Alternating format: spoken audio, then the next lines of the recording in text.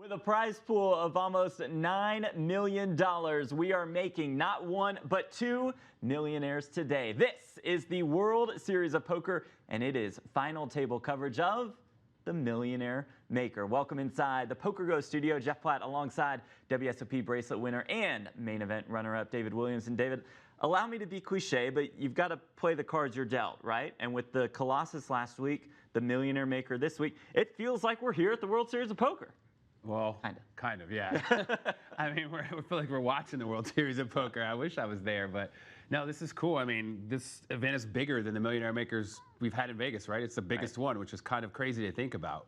Like, it's still happening in a way. Almost $1.5 million to first place. Second place will win more than $1 million. You've been at big final tables before. Take us inside the mind of somebody who is playing for $1.5 million in a bracelet today. You know, I think most poker players, these players probably aren't thinking about the money right now. Sure. It hits you at the end, but I think right now they just want to keep going up, laddering up, getting to that first place position. And then when it's over, you're like, dang, I didn't win, or you did. And then you're like, well, I did win a lot of money, so I guess it's not so bad. You have this like roller coaster of emotions where you are disappointed, then you're happy, then you're disappointed, then you settle in, you're like, well, things are pretty good. There is something really special about that World Series of Poker bracelet. What does a bracelet mean to you? It's more of like a relief, really. Okay. Because you see a lot of players, a lot of great players, a lot of players better than me that don't have one and they want it so bad and they struggle. And there's a lot of luck. Like you could be one of the best players in the world, like a lot of you, and not close it out, not get there, come up short. But once you get it, you can kind of not worry about that and just focus on playing. Now, a lot of guys chase more, That's not been I mean, I'd like to win a second one, but I don't have to think about it. It doesn't haunt me like it did before I got it. I think a lot of players have that feeling. Almost 6,300 entries in this one, creating a prize pool of almost $9 million. I mean, we keep talking again and again and again about the turnouts, and this is just another exceptional one. Yeah, I think it's just a sign of the way things are going. I'm not saying that we should get rid of the live World Series of Poker. I think nothing will ever replace that. I think people love that. I miss it dearly. This summer is not the same, but I think the success of this event is showing that there is huge demand for it. I think it's something that we're going to always see from here on out. I think we're going to have a series. I don't know any inside info. I'm just guessing, because why wouldn't you? If you have this product and people want it and love it, why not keep offering it? Let's break it down. It is the Millionaire Maker on GGPoker. Plenty of day one flights, creating that massive field of almost 6,300 entries. And David, you said it earlier, the largest prize pool for an online World Series of Poker bracelet event. The first place prize, yeah, you guessed it, the biggest first place prize in WSOP online event history, almost $1.5 million. Wow, the biggest first place payout in WSOP Millionaire Maker history, and the first time a WSOP online bracelet event awarded 2 7-figure payouts. Among the players in this event, among a bevy of superstars, I would say, would be one Daniel Negreanu. Negreanu finished 39th in this one. Another deep run for Kid Poker this series. I had the chance to catch up with the GGPoker ambassador a little bit earlier today. Well, Daniel, I want to get into your run this series in just a minute, but first, the chip leader going into this Millionaire Maker final table is a man by the name of Daniel DeVoris, who you just so happen to have a bracelet bet against for $100,000. You're going to be sweating this final table pretty hard today? I'll be watching you guys on the commentary. Yeah, he's got a pretty good stack of chips, but anything can happen. Great guy, and I'll root for him to win $1 million for second place, but obviously got to have the anti-root right now. And I'm focused on me getting the job done, and if I do everything, handles itself. But yeah, it's a fun sweat to have him in such a prime position to win. You like his avatar right now. For those of you who haven't seen it, DeVoris' avatar is of Daniel. Yep, trying to punch the computer, maybe break it in half. You like it? Yeah, he took an avatar from the time when I had a little disconnect issue and I lost my marbles, as they say. And so I thought I was playing with him deep in that event because I came 39th in the Millie Maker. He was at my table, so it was pretty funny seeing the avatar of myself losing it. I laughed. I thought it was funny. Yeah, he said you would take that in stride. All right, so you said it. You finished 39th in this event. That is 7 top 40 finishes for you this series, but no final tables yet. So how would you sum up how this summer has gone so far? So it's 1,000+ player fields, and I continue to get down to 40 players or so often. And then at that point, you really have to just run good. And so far, it's been really strange how often really queens has been my nemesis. I've been getting queens against 6s or 8s or 9s or something like that, and I've been, losing those key flips down at the end. But the fact that I keep getting myself in position lets me know that I'm on the right track, and if I continue to play that way, it's the best. Nothing you can really do at that point is just focus on, playing your best game. It was queens against eights that ended your Millionaire Maker run in pretty brutal fashion. So on the docket today is the 10K Heads Up Championship, 128 players and a list of absolute superstars. I mean, this feels pretty prestigious, does it not? It really does. I always like a tournament that has like the set lineup well before, so people can kind of have a look at it. And then, of course, I don't know how the bracket will work in terms of whether we'll see, who your next opponent is. But I see Phil Hellmuth in there, and I'm like, oh, that would be fun. Bring on Phil. That would be fun. And maybe we'll put the webcams on and go at each other. That sounds very good to us. We will have the final four of the 10K Heads Up Championship next Saturday right here on GGPoker.tv. Now, you're in day 2 of the No Limit Hold'em Asia Championship tomorrow. You are streaming a lot of your day 1 action and a lot of your other World Series of Poker action. What is it about streaming that you enjoy? I really love streaming, actually. I got all the chat coming in. You have a lot of like fun questions from the people. It's like, they're with you along with the ride. And it's amazing how long they stay. I don't know that I've ever watched like a 6-hour stream, but while I'm doing it, people are engaged and seem to be having fun, and keeps me, in energy and, because if you're just playing one table, you might be starting to look out at the ocean. It's beautiful and not paying attention. But when I've got sort of a rail, it helps me focus even better. What has that Mexico grind been like for you and Amanda? It's been awesome, frankly. Like, I've been playing some of the Asia-specific tournaments that have very early start times. Like, for example, Sunday is a 6 a.m. start local. So I've been waking up early, doing the gym at 7 a.m. Till 8 a.m. or whatever, and she loves it. We're sitting on the beach. Yesterday was her birthday. We had some, local Spanish vegan birthday cake, which was fantastic.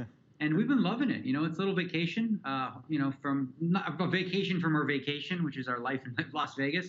But it's pretty cool to have sports, to have, poker, and to have a beach right here, right outside my living room. We certainly wish Amanda a happy birthday. Now, to use a Dutch Boyd quote, GG seems to have taken over the poker world these last couple of years. David Williams and I have been just enthralled with the software. What kind of experience do you think GG is bringing to players across the world? Well, I think really GG brings back the fun, right? I played yesterday in between streams. I was playing this all in her fold version with a bingo card, and everybody was like, "Oh my God, hit that bingo!" It's obviously just a lucky, crazy game. But in addition to that, like, we just released the Snap Cam. So now, not only can you like use my face as an emoji and go, ha ha ha, or running hot, or whatever the case may be, see a lot of people using. Now you can create your own 15-second Snapchat within the client, and you beat a guy, and you be like, eat some of that. You can say whatever you like, 15 seconds. So the freedom to express yourself, to be who you are, is very in line with the brand of GG Poker, and I'm obviously happy to be associated with that because I believe in authenticity. Unlimited potential with that Snap Cam. All right, Daniel, thanks for the time. Good luck this weekend, okay? All right, we'll be joining in 20 minutes. Ready to go.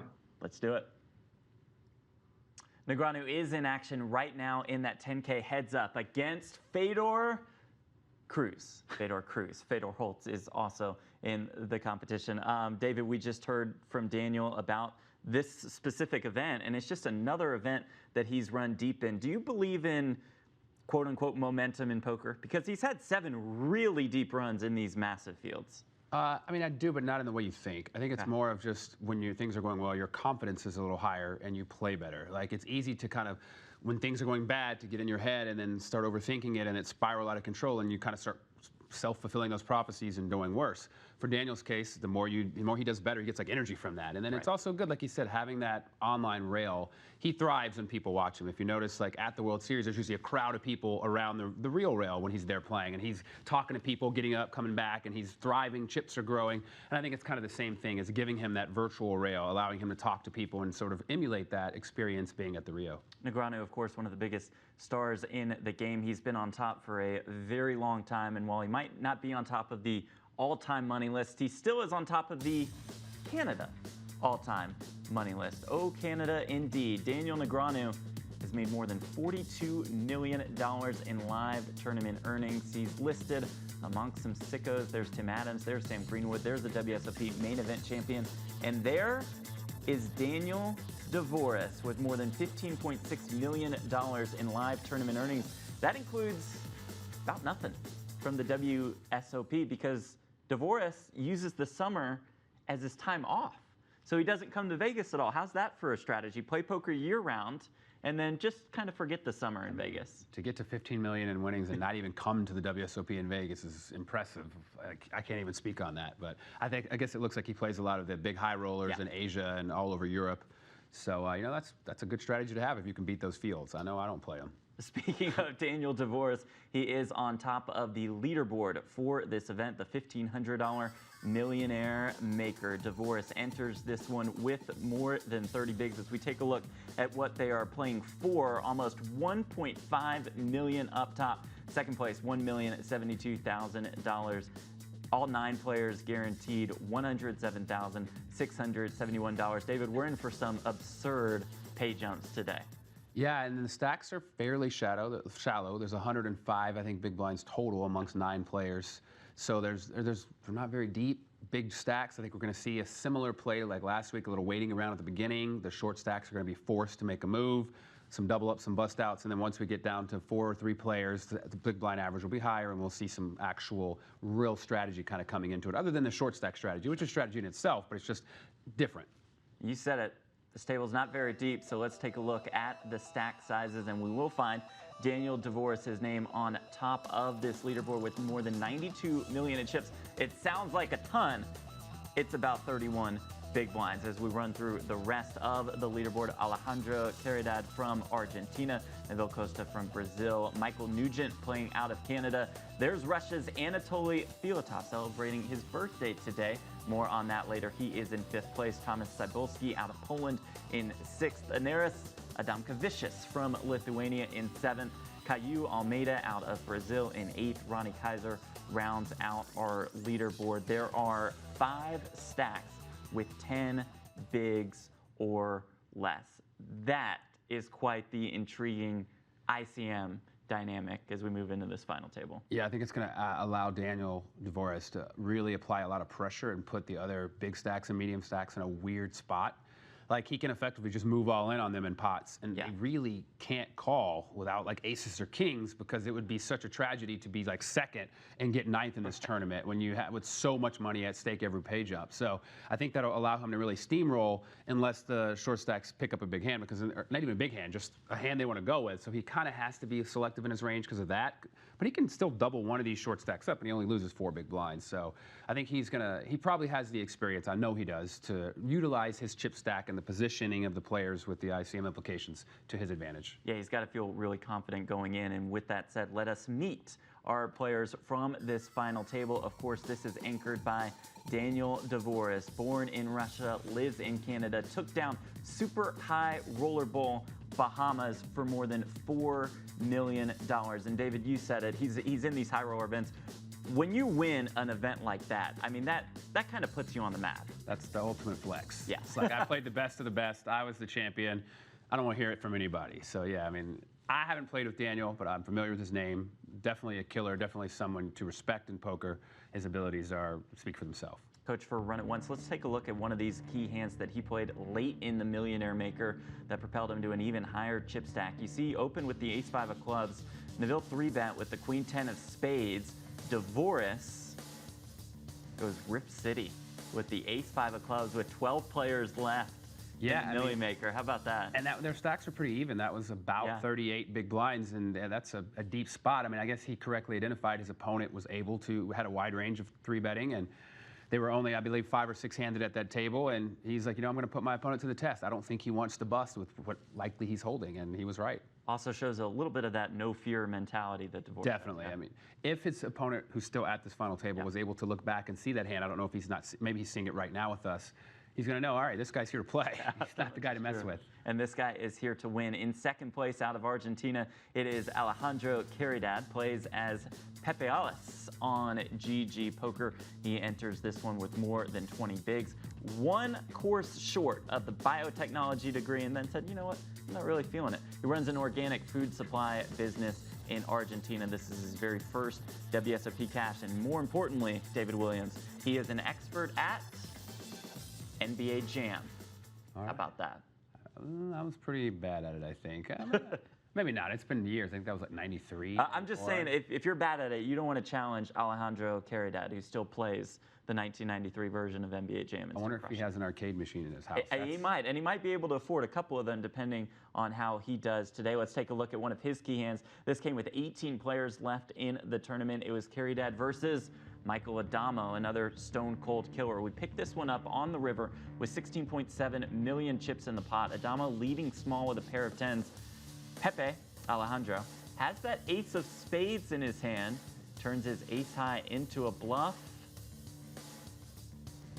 for all of the chips. Yeah, I mean, that's a pretty ballsy move there. Yeah. Put his tournament life on the line with just ace high. I mean, it really is dependent on the action on the other streets played to give true insight into what made him do this. It is a little suspect, the 1/10th pot bet by his opponent. You know, again, this is another player that shows he's not afraid to put it all on the line. Yeah. So I think the chip leader and the second place stack are both, you know, ones to keep an eye on. A couple hands later, Caridad didn't end up busting Adamo straight versus straight in an absolute cooler spot. All right, third on our list, we discussed him a little bit because he was in that hand against Daniel Devoris. That will be Neville Costa out of Brazil, plays online as Nev Slater. This is his second cash of the 2020 World Series of Poker Online. He has a pug named Rubino, and he has some chips, and I would assume, David, that he's kind of in that stack size, just sit back and wait, and let's see a bunch of eliminations take place. Yeah, I mean, he's got 14, so he's kind of just like in that middle pack, so he doesn't really want to bust before any of these single-digit stacks. So I think, and he doesn't have the leeway, like the bigger stacks, to kind of apply pressure. I think we're going to see him really sitting back until he's kind of forced to make a move. This is certainly an intriguing hand with 18 players left. Costa was in the big blind with the king-3 off. It folded to Anaris Adamkavicius in the small blind, who had eights, raised it up. Nev Slater defended the big. You see the run out. It went check, check on the flop, check, check on the turn. Adnaris fired the river, turned his eights into a bluff. Nev looked him up with the 3 of clubs. Yeah, I think the eights bet a little too small there. It was just too easy of a call, knowing that, you know, if your opponent doesn't have a club, they're kind of forced to make that move. If you're going to make that bluff, you've got to really apply pressure and make it painful for your opponent to call. In 4th place going into this final table, he calls himself Mr. Fabulous on GG Poker, and Mr. Fabulous is Michael Nugent out of Canada. Look at the shades. So that guy's definitely Mr. Fabulous. This is his second career World Series of Poker cash. He's an avid golfer, an avid traveler as well in normal times, and with the same stack size, you kind of expect the same train of thought from him going into this final table. Yeah, absolutely. I think a lot of these guys are going to be handcuffed, the ones in the middle. So he's in the same spot as, 14 and 12, not much difference. And with 20 players left, we found Nugent in the hijack with about 16 big blinds with the pocket tens. Ike Haxton had the ace-king and 6 big blinds. You know the story here. They get the chips in, a classic flip. Spoiler alert, David, the tens are going to hold up here. Well, I mean, theoretically they could lose, and he still makes it. He's not all in. He has chips. This could be an ace or a king, but I'm gonna wager it's probably not. 2 pips. That's a 4 or 5. 2 pips is not good if you need an ace or a king on the river. Still loving that squeeze feature that GG has to offer. So that probably gives him some confidence that he was able to bust Isaac Haxton. All right, next it's the birthday boy out of Russia. Plays as Mr. Deer on GG Poker. That would be Anatoly Filatov with more than 22 million in chips and more than $5 million in career tournament earnings. Top 10 on Russia's all-time money list. Number 1 being Igor Kurganov. So we wish Anatoly a happy birthday. And how about that? On his birthday, could celebrate by winning a World Series of Poker bracelet. Happens to a lot of players. I feel like I see in the summer on their birthday a bracelet. So I almost got one on my birthday. I think I got second. Ooh. 1 year, yeah. That year or no? No. That was in May. Okay. No, 2 years later. Okay, sounds good. So happy birthday to Anatoly. Let's take a look at one of the key hands that he played. This was Alejandro Caridad opening up with kings. Anatoly gets the chips in with the ace-king, needing an ace. Yeah. I'll take the ace-king. You want the kings? No, you'd have to give me pretty strong odds for that. There's the ace on the flop. One more out. Can we squeeze paint at least for a sweat? No, we cannot. That was the double for Anatoly Filatov. And by the way, 2 years ago on his birthday, he won the Party Poker Live Million Sochi main event for one of his biggest career scores. So maybe he has that birthday momentum. Up next, Tomas Cybulski plays as Sushi Janushi out of Poland. He is married with a 6-year-old girl at home. He is on the Poker Code squad with Fedor Holtz and Matthias Eibinger. Career live tournament earnings of about $200,000. So David maybe doesn't have that much experience in the live realm, but when you're a Poker Code guy, he's, I'm assuming, going to be very understanding of the spots that are presented to him. Yeah, I mean, those guys focus a lot on the mental aspect of the game. It's easy to get in your head when you're this short at this final table. I think he's just going to be calm and wait, just be patient and see what happens. It's another hand that involves Alejandro Caridad, who opened with the King-Jack with 12 players left. Cybulski in the small blind just called with the 9-10 of diamonds with just 5 bigs behind. You see that he flopped a pair and a flush draw. You see Alejandro wave goodbye to him. Not so fast, my friends. River card needing a 10, a 9, or a diamond. You see Alejandro with the Negreanu prayer emoji just one time. 9 ball on the river for Cybulski. I like those Negreanu emotes more and more. They must have 100 of them. We see a different one every hand. Yeah, they're really capitalizing on their ambassador, and Yeah. you know, it's cool. I like it. It's cool. It's cool. We love the software. All right. How about Anaris Adamkavicius out of Lithuania plays as Taiwan #1. Career live tournament earnings of almost $700,000. This is his 3rd cash of the series. Couple small cashes in the Super Turbo Bounty and the Colossus event. He comes into this one, David, as one of the super short stacks. So hoping to ladder a little bit or just hoping to pick up the nuts. Yeah, I mean, I think the bottom 4 stacks, really 4, 5, and 6 blinds, what they have are effectively the same, and they're all going to be just looking for a good spot, you know, somewhere to pick up some chips, maybe get it in, get a big hand, and get it in and double up. But they don't really have a lot of time. Anaris was pretty creative with pocket aces with 27 players left in this tournament, taking on Deadman 1100, who you see with the King-9 of Hearts, who had opened under the gun, and Anaris had just flatted pre. They get the chips in on the turn. It is Deadman 1100, needing a king, a 9, or an 8. We do sweat some paint. That looks like a queen. That is a queen. Well played, Anaris Adamkavicius with the aces there. Coming into this final table in 8th place, that would be Caio Almeida out of Brazil, a former professor who has a degree in history. He also has a baby boy on the way. This is his first career World Series of Poker cash. How about that? His first cash. He just makes the final table of the Millionaire Maker. Could make him a millionaire in his first cash. I'm just noticing saw a Brazilian player last week. Yeah. 2 Brazilian players this week. Brazil's on fire in these GGPoker World Series events. And just like we did last week, shout out to Felipe Ramos, an ambassador for GGPoker from the great country of Brazil. Let's check out Caillou's featured hand with 15 players left. This one folded around to Swag on the button. Swag has ace-king, Caillou has ace-queen in the big blind with less than 20 bigs. This is just a cooler spot. Yeah, I mean, neither player has any choice here other than getting all the chips in the middle. Queen ball for Caillou. Just looking to dodge a king or a 10 on the river. We will squeeze that one. You guys should mix it up and throw in one where he loses, and then we see he was down to 4 million and he battled all the way back. That would be kind of cool. That would be cool indeed. All right, our short stack going into this one. Ronnie Kaiser out of Switzerland. This is his 2nd World Series of Poker cash. Doesn't make the trip to Vegas that often.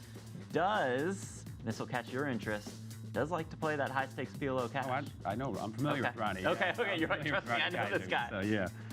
Has some tournament experience as well. Won an EPT Talon main event back in 2011. So do you look at this guy as one of the stone cold killers in the high stakes cash world? He is. Yeah. He's a legend if you follow any of the high stakes PLO cash. But the problem is he's only got 4 big blinds and he's playing hold'em. So there's not a lot of options. I think he's just going to have to hope things go his way to get started. He hoped things went his way with 17 players left in the tournament when it folded around to him on the button when he picked up the 8-6 of the spades and just went ahead and ripped it in. The blinds were pretty short, so the shove was for an effective 13 bigs or so. See, Brookso looks him up with the king, queen of diamonds.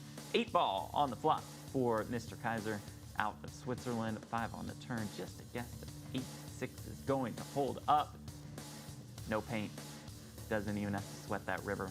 And there was a crucial spot for Ronnie Kaiser, busting Brookso out of Brazil in 17th place. So we have a couple more minutes left until the final table of the $1,500 World Series of Poker Millionaire Maker event. And David, I feel like we had this same conversation last week about the dynamic. We've had it throughout this preview show.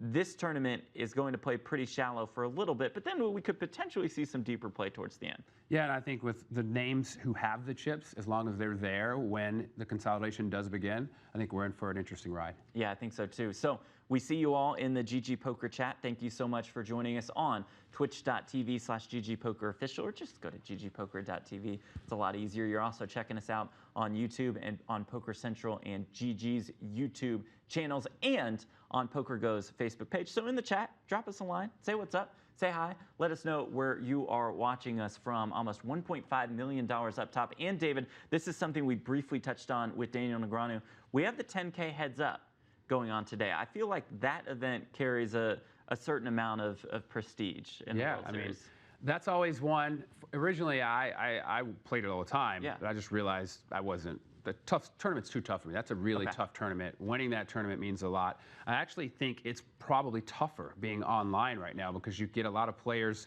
who aren't in Vegas, such as like Daniel Devoris. He doesn't come in the summer. You get a lot of these killers that aren't there in Vegas.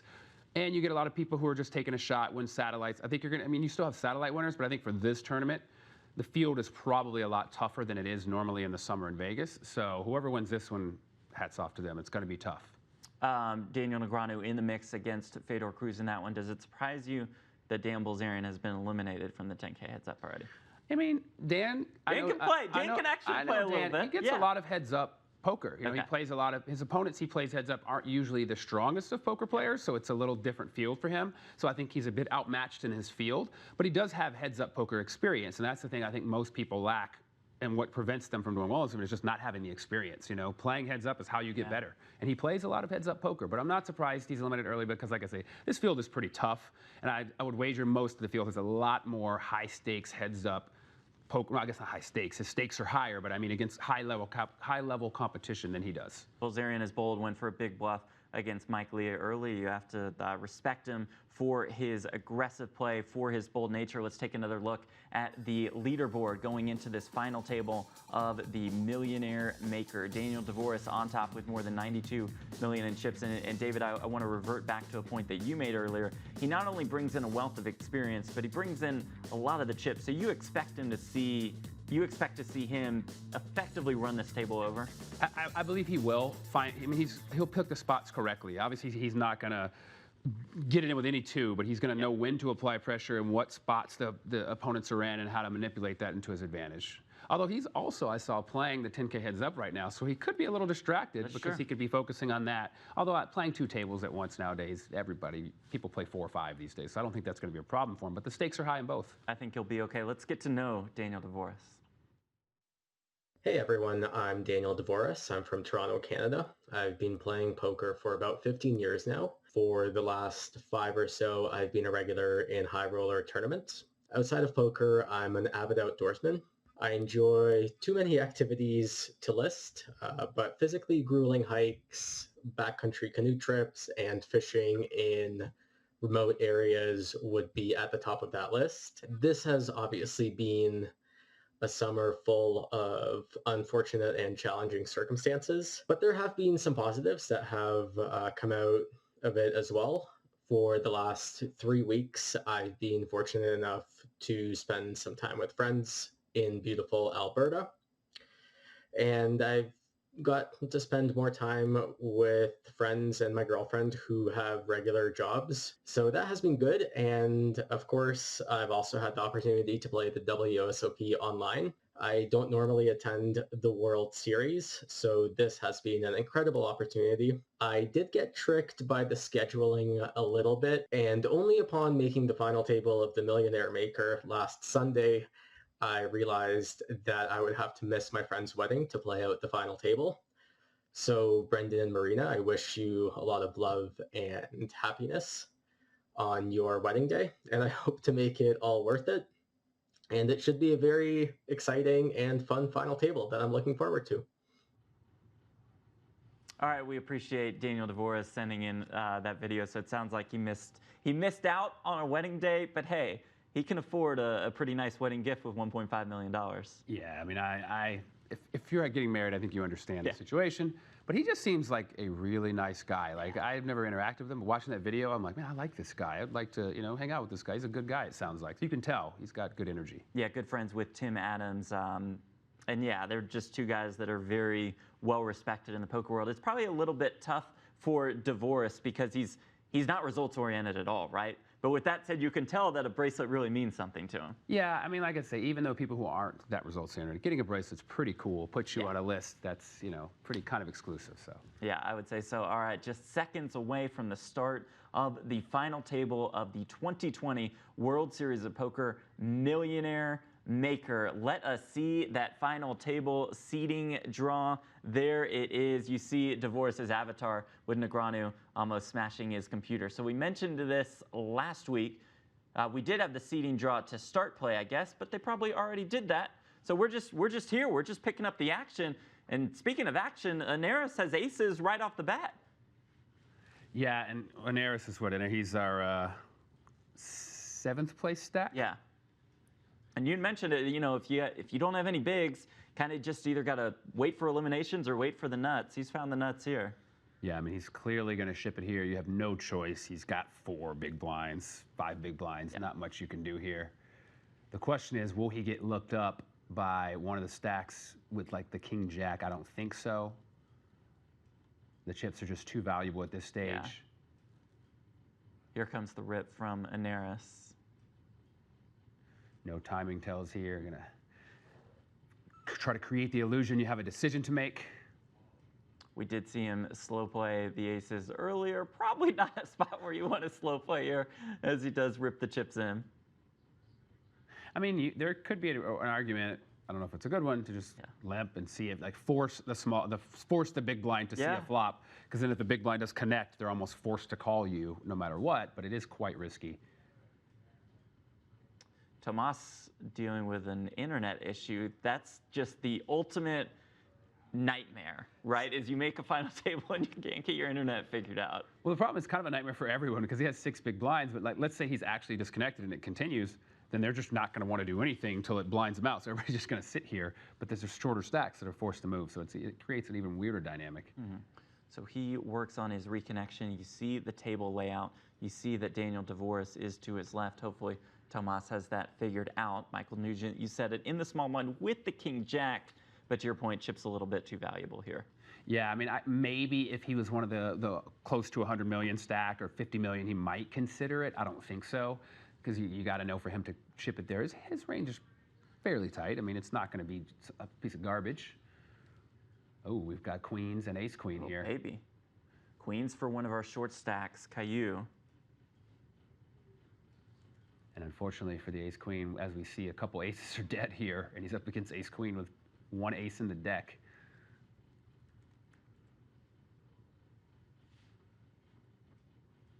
So Caillou does rip it in. Less than 3 bigs. Now it looks like there's...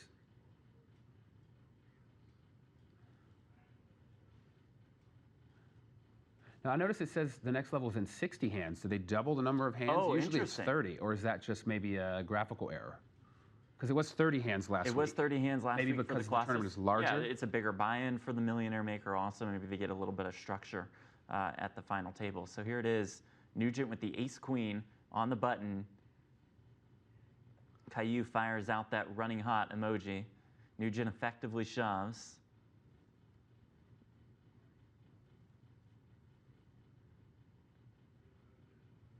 Queens versus ace-queen.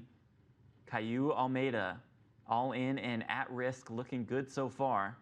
Ooh. Ooh. A deuce on the New river life. would end his tournament. Let's squeeze it. It is a 5 on the river. Caillou survives. Let's get to know Caillou Almeida out of Brazil. Hello everybody, my name is Caio Almeida. I'm a 29-year-old Brazilian poker pro. Nowadays I share my time between grinding online MTTs and being CEO at Midas Team, a Brazilian poker team that I own with my brother and a few friends. I was born in São Paulo but lived the most part of my life here at Curitiba, where I graduated in history in 2013 and played poker professionally since 2012.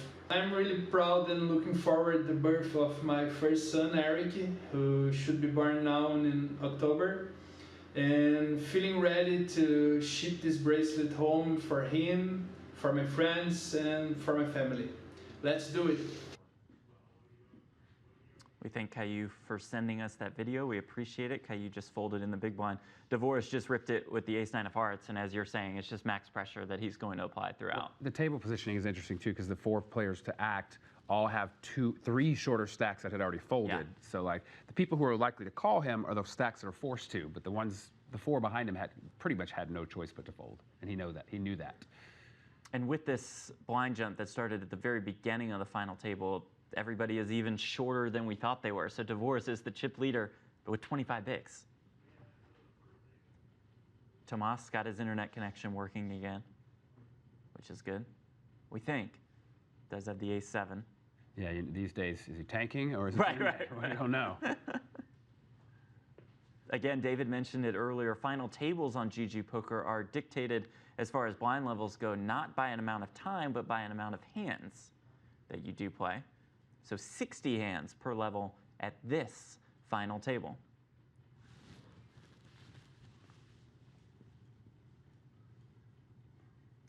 Alejandro on the button with the ace-9 of hearts against 2 short stacks. Yeah, I think this Looks is pretty good. Pretty standard. He's going to force them to a decision for their tournament life. Caillou in the small blind. Aneris Adamkavicius from Lithuania in the big blind. We saw him pick up aces to start this final table. He lays down that big blind. Aneris has a special message for his competitors today. Hi, I'm Anaris, and this song is for my opponents. I'm the best there is. I will shadow you in bliss. You will die with my kiss, saying goodbye to your chips. I'm the best there is. I plan on winning this. I'm rocking in my chair. I'm gonna 4-bet with air. Listen good, listen fast. I'm gonna crash. I'm gonna beat your ass. With a flash, you're straight gonna crash. GG Poker is the cash. I'm gonna take your money to my stash. No deals, no chops. I'm gonna mash.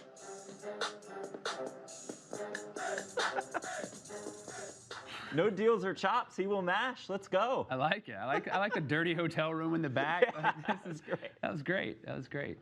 Oh, that was fantastic. Thank you so much, Aneris, for sending that in. Meanwhile, Anatoly rips it with 5 bigs under the gun with pocket 4s. He's got a new Folds fan the in me. king, jack of hearts. Yeah, middle position can't really. You got too many people behind you.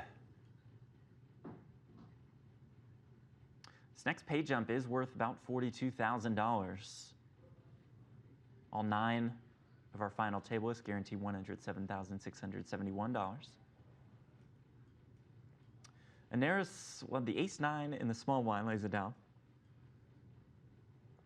Players are acting pretty slow on their hand, which is something you normally see when the levels are timed, but with the number of hands, you think you'd see a lot more. Just fold it, bud. Let's go. Let's keep it going.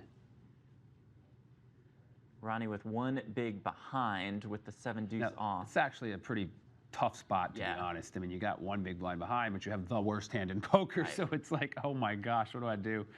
I mean, he's getting, like, there's 30 million in there. Granted, that's 20 overlay, so you can't really count that. 4, 8.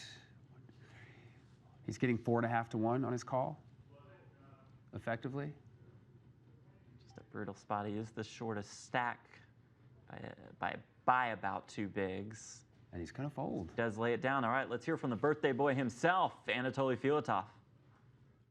Hello everyone, my name is Anatoly Filatov and this is my first World Series of Poker final table. I was so close so many times. I played poker professionally for like 10 years. I'm a Russian ambassador of poker and actually this is my birthday. So the final table is on my 32nd birthday and my first best score was like in Sochi 2018. I started this tournament at my birthday also and I won million. So this is the second time I should do that. I wish you best of luck and show you best performance. See you soon, guys. I love it. Happy birthday to Anatoly, and a really happy birthday right here as he picks up the ace-king of clubs in the big blind. Yeah, and we have a min raise from Daniel. I like that raise because it still puts his opponents in a weird spot, but it does allow him to fold if one of the bigger stacks picks up a hand and goes all in without risking too many chips. Now, a raise of 21 million more, I think he's going to lay it down. I think he's going to wisely identify his opponent probably is not getting out of line with such stacks, short stacks around him, risking his entire tournament life. And he can preserve that chip lead. Ronnie, again, in another brutal spot, has to put half his stack in and fold because he gets another 5 deuce, another really bad hand. There's the shove from Anatoly. You heard it from him 2 years ago when the Party Poker Millions main event in Sochi for almost $1 million. His biggest score came last year at World Series of Poker Europe. He finished third in the 100K Diamond High Roller for more than $1 million. Poor Ronnie has put in 600,000, I believe, for the ante and picks up another deuce, 3 hands in a row. Ronnie Kaiser out of Switzerland. Entered the tournament as the short stack. Cards have not gone his way in these first couple hands. Alejandro in second place with 16 bigs. Alejandro wants to open Jack-10, knows his opponents can't do much with their stack sizes, but he just doesn't want to risk the 8 million. I imagine he'll raise to 8 if he raises, but nope, he does give it up. I think we're going to see Ronnie go with this, which is unfortunate for him. I mean, the ante is a third of his stack, so he's got to go with a hand soon. You know you're going to get, well, you're not even getting called, you're less than a small blind, so you get a chance to triple up or more because of the antes. The ante is more than double his stack, and he's eligible for all of that. Here he is with the Jack Deuce on the button. Oh, he gives it up. Choose to lay it down, hoping some magic happens here. Yeah, he's really hoping he can jump up one spot. If somebody makes a mistake or some cooler happens, he can pick up $42,000. Here he has A7.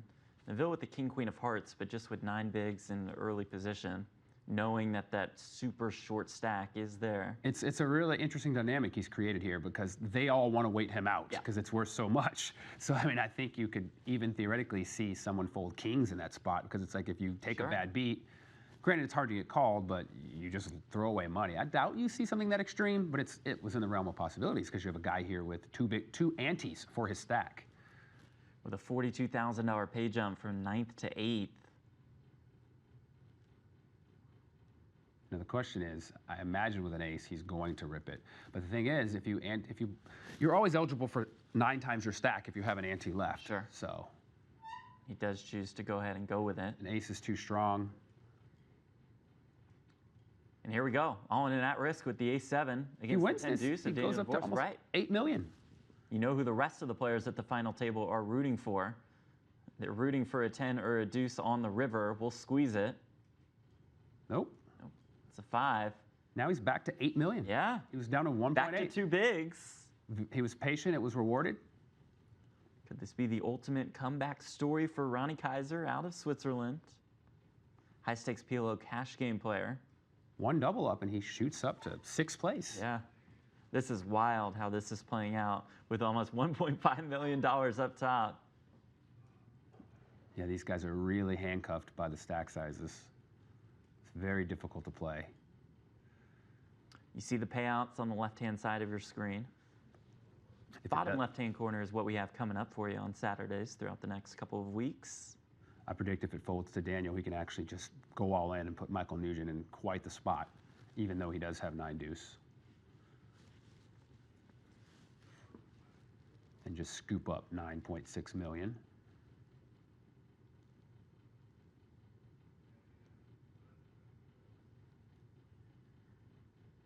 I like how it has the VPIP marker in the top left above the name, the percentage of hands you've played, and it has like an ice symbol if you're ice cold, a hot if you're playing a lot of hands and winning. Yep, there it is. Yeah, there it is. You called it.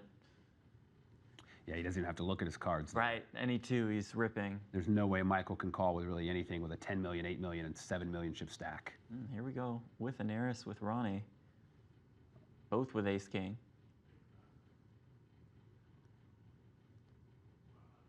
Ronnie's got to be loving it. Down to 3 antes. Could the comeback continue? It's funny, he increased his stack by such a large percentage, but he still has less than 2 big blinds. You know, it feels like you've got so many, you worked it up so big, but you don't even have 2 big blinds. Inaris with about 2.5 big blinds. He'll say cool. I think the players are taking the whole anti-timing tell thing a little too far. Right. Like you said, there's no point here. It's not a timed. It's like people, you know, you don't want to give anything away, but you got 2 big blinds, so whether you act fast or not, you know, you're willing to go with it. All right, so we have clubs versus hearts and spades, and we won't see a flush for either player. So they will chop this one up. Ronnie sees another slight increase to his stack. 11.5. Yeah, he's at Almost about 3 12. bigs now. Inaris up to almost 4 bigs. And ace-king again. He's picked up some hands today. Aces, ace-king, ace-king. And we've got 2 9s in the big blind. Tomasz Cybulski is the shortest stack. He has 2 bigs. He's the jack-7 off here. So it's Inaris, Michael Nugent, Ronnie Kaiser, and Tomasz Cybulski, all with less than 4 bigs. Inaris goes with the ace-king. Alejandro will wake up with 9s in the big blind.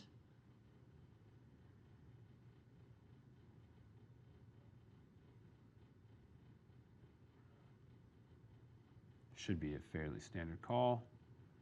Does make that call, and here we go. Inaris Adamkavicius all in and at risk with the ace-king against Alejandro's 9s, looking for an ace or king. Oh, or 9 ball on the turn, and that will do it for Inaris Adamkavicius out of Lithuania, eliminated in 9th for $107,671. But we will remember him because of that rap video. That was pretty cool. The good game emojis are sent out in the chat. All players would get 150,000 now. That is true. The next pay jump from 8th to 7th worth about $58,000. Ronnie with the ace-4 with less than 3 bigs. Goes into his time bank. We also don't see the chess clock of sorts that we saw last week, where every player had their own time bank. Yeah, I'm not sure if maybe that shows later in the tournament when there's less players left, or I'm not sure how that works. This could be interesting. I could see Caillou calling here, blind versus blind, suited ace.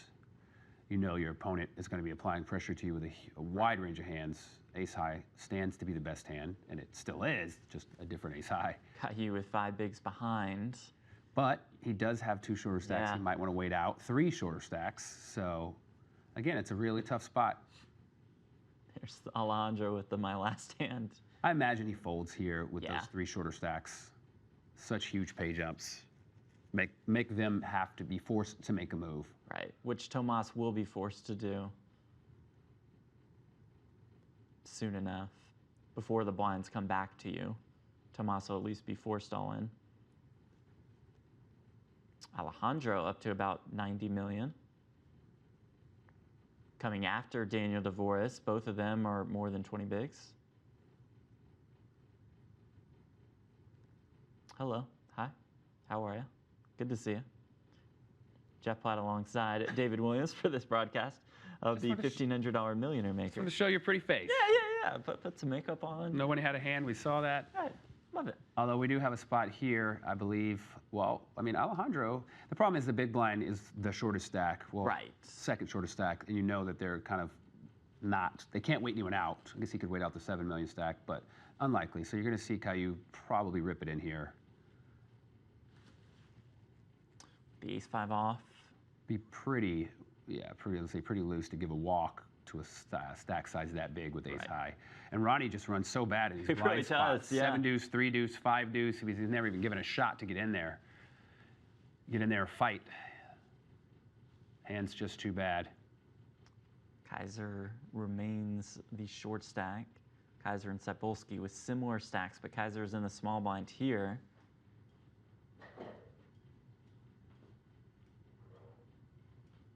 Michael Nugent with the queen 10 of diamonds. While it may be a super pretty hand, he knows that Ronnie Kaiser just has one big behind.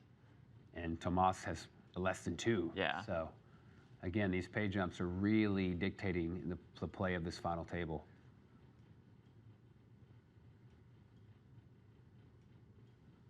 And if it does fold to Ronnie, again, he has a hand that's so bad, I don't think he could ship it because he knows he has no fold equity. He starts to attempt to wait out Tomas Cybulski. I think we could see a raise from Alejandro here. Yeah. You don't necessarily have to risk going all in, just a min raise will do the job. Unless you don't want to end up playing the flop with the big blind, because he does have enough chips and can defend. But no, he decides to go ahead and rip it. Much better, because then you don't have to have any weirdness. If everyone folds, the big blind just calls, and now you're in no man's land. Now you just put him to the test. Do you want to put your chips in with whatever you have with 3 super short stacks? Probably not. So I like that decision there. Takes that pot down, and Alejandro Caridad out of Argentina becomes our chip leader. We see him with the ace-9 here, and Tomas Cybulski in the big as our shortest stack with the ace-6. Yeah, we could see the same thing we saw before, really abuse that chip leader position. I would not be surprised. How about Michael Nugent getting into the mix with the 7s? This will probably get a fold out of him. Michael Nugent only has a big blind behind, so you know you're going to have to take this hand to showdown. You know he's probably pretty strong based on the stack size of Cybulski and Kaiser. Yeah. I think Cybulski might be committed to calling. I mean, we did see Ronnie Kaiser in kind of the same boat. Yeah. His hand wasn't as strong as ace-6. I think you might see a call here with less than 1 big blind behind. And all those chips in the middle, such an opportunity. You don't have to be that far behind to have it be profitable. Excuse me, you know what I'm saying. Yeah, you can dictate exactly what you mean. Because you do know you basically have to put your whole stack in next hand, right? The small blind's 2 million, the ante's 600,000. You've only got 2.7. So it's, do you want to go with this hand against an early position raise with an ace in it, or get a random hand and be forced to go in against the big blind and whoever else opens? And he is going to go with the ace-6. Tomas Cybulski all in and at risk up against Michael Nugent's 7s. Ooh, now he needs a 7. Nope, 7 7 makes would be a full full house. house. Can he squeeze an ace Just on the an river ace. to stay alive? He cannot. And that will do it for Tomas Cybulski, eliminated in 8th place for $149,523. And then there were 7. Ronnie. And we see some hands here. Ronnie down to less than 1 big, picks up the kings. He correctly folded his way 2 spots up when he was super short, in positions that I think a lot of players would have messed up. You know, who knows if they would have won the hands, but they would have got it in. He laddered up 2 spots, and now he has a chance to double up again if his kings can hold up against the ace-king suited. We saw in our preview show, Anatoly got the chips in late in this tournament with ace-king suited against kings, was able to win. This won't be as big of a pot. But probably a little more important. Yep, with the $81,000 pay jump on the line. Here it is, Ronnie Kaiser all in and at risk with kings. It's always so brutal if you're the kings, because you know if they hit, you probably have 1 out. Right. So far, so good for Ronnie, looking to dodge an ace on the river. And he will dodge the ace on the river. Ronnie Kaiser keeps hanging around.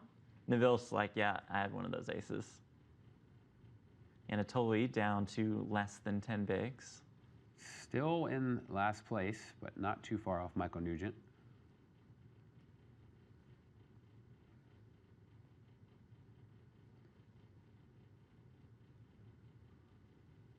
Tournament's gotten a lot deeper. Yeah, look at Caillou. Whole 6 bigs. But with the amount of hands that are still left in this level, I mean, theoretically, you could have a fairly deep 3-handed or heads-up battle. Oh, yeah. I mean, if it consolidates here before this level ends, there's still 44 left. Yeah. Maybe it gets down to 3 or 4-handed.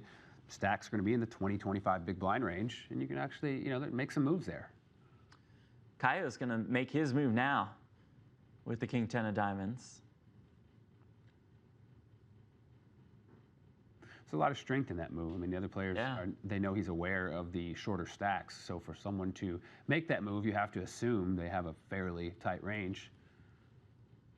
Caio knows that all the other players can fold. Nobody's forced into, like we've seen it for a couple previous hands. I would suspect his hand is stronger than king 10. So, yeah, I mean. Yeah, that looks strong. It pays off. Nice move. Caio Almeida. Neville shows the threes. It's hard to call it off with threes in that spot. You know you're never really crushing anyone unless they just happen to have done it with twos. All 7 of these players guaranteed $207,644. There's almost 1.5 million up top in this one. Second place will become a millionaire as well. These Daniel emojis. Yeah, Alejandro teasing the rest of the players here. We know he has the 9-3 off. I wonder, does Daniel himself use the Daniel emojis when he plays? That'd be kind of weird. I've seen use a little bit of it, but it's very awkward.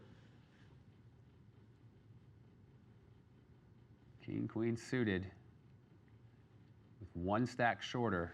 Quite the pay jump. If you knew what we knew. Right.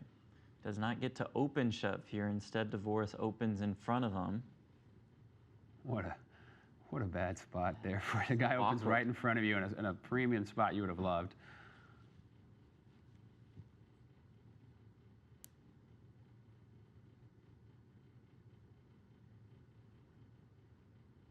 Nugent activating his time bank. He can't imagine that, you know, he could get this through if he were to raise it, so he knows he probably has to see a flop with it and win the hand at showdown.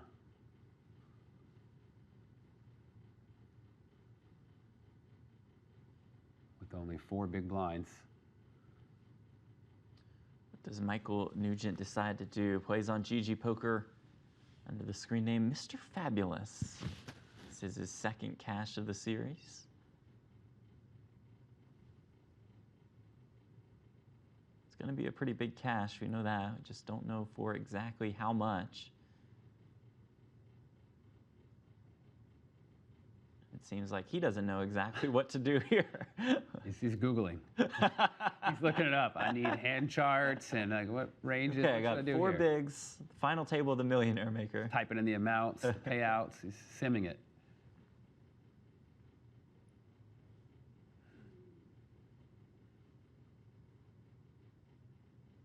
Alejandro probably just lining up one emoji he wants to fire off at Daniel Dvorak. He might have went to the kitchen and grab a glass of water or something while Michael was in the tank. Yeah, all right, I'm going to go out of here. All right, that'll send our players to a quick break, about 6 minutes for them. No breaks here. We'll keep it here. So how would you sum up, David, what we've seen so far? I think it's almost exactly as we predicted. Yeah. The players sort of handcuffed by the stack sizes and the pay jumps, the short stacks. If you see, they were the ones who are gone, other than Ronnie is still there, but they've kind of gone in order. No real blow-ups, no coolers. That's what it's going to take, is a cooler for 2 of the larger stacks at this stage to get it all in or to have some conflict. An 81K pay jump from 7th to 6th. All 7 of these players guaranteed more than $207,000. Let us take a look at those payouts, see what we have on the line today in the final table of the World Series of Poker Millionaire Maker. Up top, almost $1.5 million. That is the biggest first place prize for a WSOP online bracelet event. We said the exact same thing last Saturday for the Colossus. This Millionaire Maker eclipses that. And again, David, what a tremendous turnout for this tournament. Yeah, like I say, it's bigger than the live event here in Vegas. It's just truly impressive. And, you know, I'm jealous I'm not there. Right. I was surprised when David walked in. I was like, I kind of thought you'd already be on your way. But I gave, you know, I signed a contract with you guys. I gave my word. I honor that, you know, as much as it is tempting to just hop on a plane and say, see ya. But maybe main event. Yeah, I did leave that leeway in there. I was like, I'll let you guys know I might have to bounce out of here. Okay, we would completely understand. But David will be with us next week for the final 4 of the 10K Heads Up Championship. That one is going on right now, 128 players, and just a list of Stone Cold Killers: Connor Bresford, Craig Varnell, Artur Martirosyan, Thomas Mulacher, João Vieira, all move on. I'd be surprised if the final 4 were was full of relatively unknown. No, we'll definitely. I mean, most of the field are known names, but we'll definitely see some names. I'm surprised we haven't seen one of these Americans that have been traveling win one of these bracelets, or even at these final tables. I'm ready to see one of our guys, at least go down and make a showing, And Daniel Negreanu did just advance. He did just defeat Fedor Cruz in the 10K Heads-Up Championship. Again, next Saturday, same time, same place. It is the Final Four of that 10K. So we're going to watch 3 matches? Are we going to watch both brackets? Or That's a good question. I don't know if we'll see the Final Four go on at the same time. I'm assuming that we'll be watching 2 matches at once. Yeah, I'm not sure, but I'm kind of looking forward to that. I'm kind of excited. And of course, the God himself, the 15-time World Series of Poker bracelet winner, Phil Hellmuth, is in the mix. So you'd be surprised if we didn't see him next Saturday? I think I might have saw Kev Math tweet he was now out. He was putting a list of names in and out. No, not that he busted. Like, there are people who had, like... Oh, he dropped out of the Heads-Up. I think he dropped out. I think I saw that tweet. Now, granted, he could have jumped back in afterward, but I was looking at Kev Math's Twitter. It was listing, like, notables who were in, and it's a lot of rotations or people coming in choosing to not play such. So I think he actually sat it out, but I'm not sure. I'd like to see him there. He's always fun to watch. Yeah, it's always fun to watch. Hellmuth beating Antonio Esfandiari in high-stakes duel. Hellmuth's got some heads-up skill. I mean, he would be the first to tell you that he's won 16 of his last 17 heads-up matches, but he can play. You have that many bracelets, you gotta win heads-up. You can't be a heads-up sucker and still win 15, 16 times or whatever. So, he can do it. Yeah, I think there's a rematch, though. Antonio and him are going to play again. And so they'll play again now with $200,000 on the line. So the stakes will escalate in high-stakes duels. Stay tuned to Poker Go for that. Daniel Dvoris, the chip leader, he's got 100 million in chips. What do you think of Dvoris' avatar with the computer?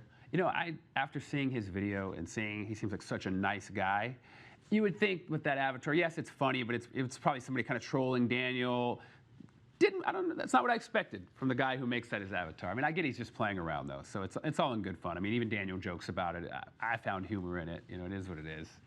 All right, let's get to know our final 7 a little bit more, and we start with our chip leader in Daniel Dvoris with more than 100 million in chips. Born in Russia, playing out of Canada, did take down Super High Roller Bowl Bahamas for more than $4 million. He's got more than $15 million in career live tournament earnings. All right, up next for us in second place, it is Alejandro Caridad out of Argentina with more than 93 million in chips, a steady second place at this point.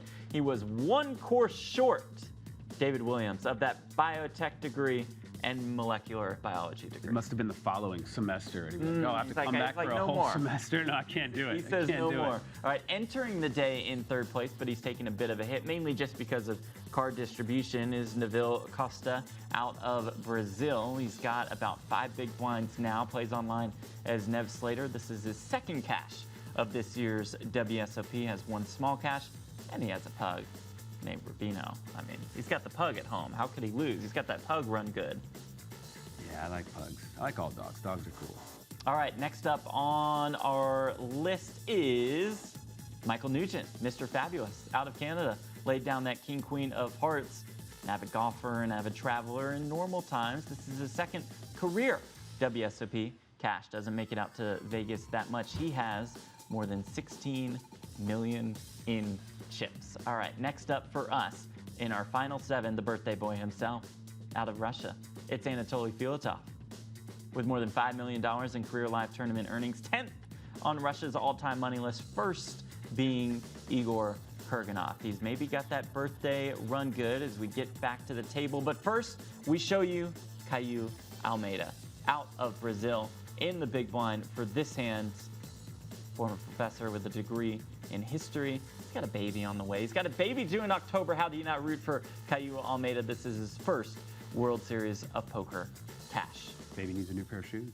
That much is true. All right, we're keeping track of the action. Ronnie Kaiser, one more recap to show you who we have at this final table. High stakes PLO, cash game regular, out of Switzerland. This is his second cash of the World Series of Poker. Doesn't make it out to Vegas that much. And you will see him with less than 14 million in chips right here as final table action resumes at the Millionaire Maker, and it resumes with Daniel Dvoris just ripping it here with the 10-8 of diamonds, max pressure. Yeah, this is more of applying pressure with his stack size, with Ronnie there with 3 big blinds, so the other players aren't going to want to bust.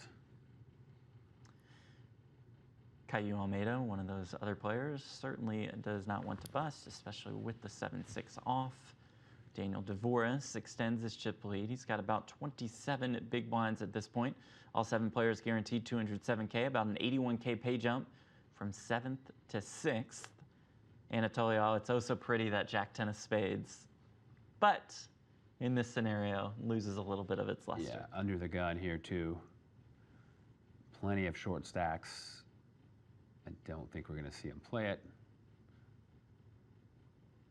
Does lay it down, Ronnie Kaiser. Short stack in the big blind. Dvoris is going to keep up the aggression as he opens here with the Queen-6 of clubs.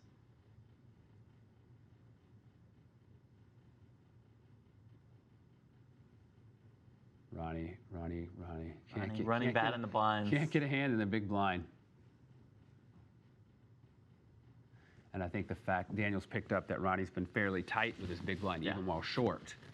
He knows he's not going to get it in loosely based on the other big blinds. So right. Knows Ronnie does not feel forced to get the chips in even off the short stack in the big. Another pot for Daniel Dvoris. Got a few hands here. We do have a few hands indeed. Threes for Nugent, the ace-9 of diamonds for Neville, deuces for Alejandro, king-jack for Ronnie Kaiser, and it's Anatoly. Just dripping with mediocrity. Right, Bunch of mediocre hands that kind of want to get in, but they're not that great. Like, look at this. The first one to make the move probably gets to fight the ace-queen. Right. Is it the threes? Is it the ace-9 suited? Is it the deuces? It's going to be the threes first one. So he makes it 3x, but there's no way he's folding for that 3 million behind. I actually think that's kind of risky when players do that, because what if just some random chance your internet goes out, right? And you can't get connected, you can't get connected, it folds your hand. Like, yeah, the chances of that specific scenario are low, but you might as well just stick it in just so no matter what happens, you're covered. Sure. Chances, I guess, are potentially the same or maybe better of that happening versus, okay, you leave some chips behind in case there's like all in, call, and then, okay, you can get away and have a bunch of pay jumps. Yeah, your internet's more likely to go out than that. Right. Ronnie with the king-jack. Your battery dies in your potential to ladder up again. Yeah, I don't think we're going to see Ronnie get in here. He does lay it down. Because he knows that Nugent is basically all in here, and if he loses, he goes up another spot. Here we go, Filatov versus Nugent. Threes versus ace-queen. Nugent the one all in and at risk. Comes king-8-6, a safe one for Nugent. Now looking to dodge an ace-queen 6 or king. The double counterfeit, or the double board pair. Oh, that's no, it's a spade, so it's not a 6. Right. We're on the same page with the squeeze there. It's the 7 of spades on the river, and there is a crucial double up for Michael Nugent to go from one of the shorter stacks to third in chips. Third in chips with about 9 right.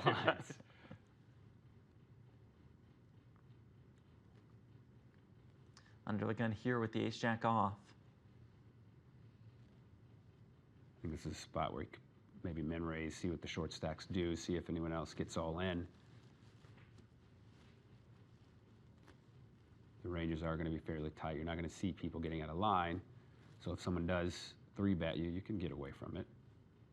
But you could also just fold it, being under the gun with these stack sizes. Ace-jack is, okay, he opens and he opts for 6x. He's getting it in because he's not folding with 11 behind, so he's just ripping it in here. Effective shove from Nugent here. Save for our chip leaders, he's certainly been the most aggressive out of the short stacks throughout this final table. Pretty tough spot here with the ace-jack suited. 6 bigs. And you've got Ronnie with 1.5 behind you. Yeah. Again, large pay jumps. Under the gun raise, you expect it to be a lot better than it actually is. Gets away from the ace-jack suited. Again, an $81,000 pay jump from 7th to 6th. Nugent picks up another pot. 43 million? Yeah. 40 million. Oh, with the blind, 43. Ronnie with 7s here, and Anatoly with the ace-jack of spades. Yeah, I mean, there's no way Ronnie doesn't get it in this hand. The question is, does Anatoly get it in with him, which I think we see. I don't see how he would get away from it either.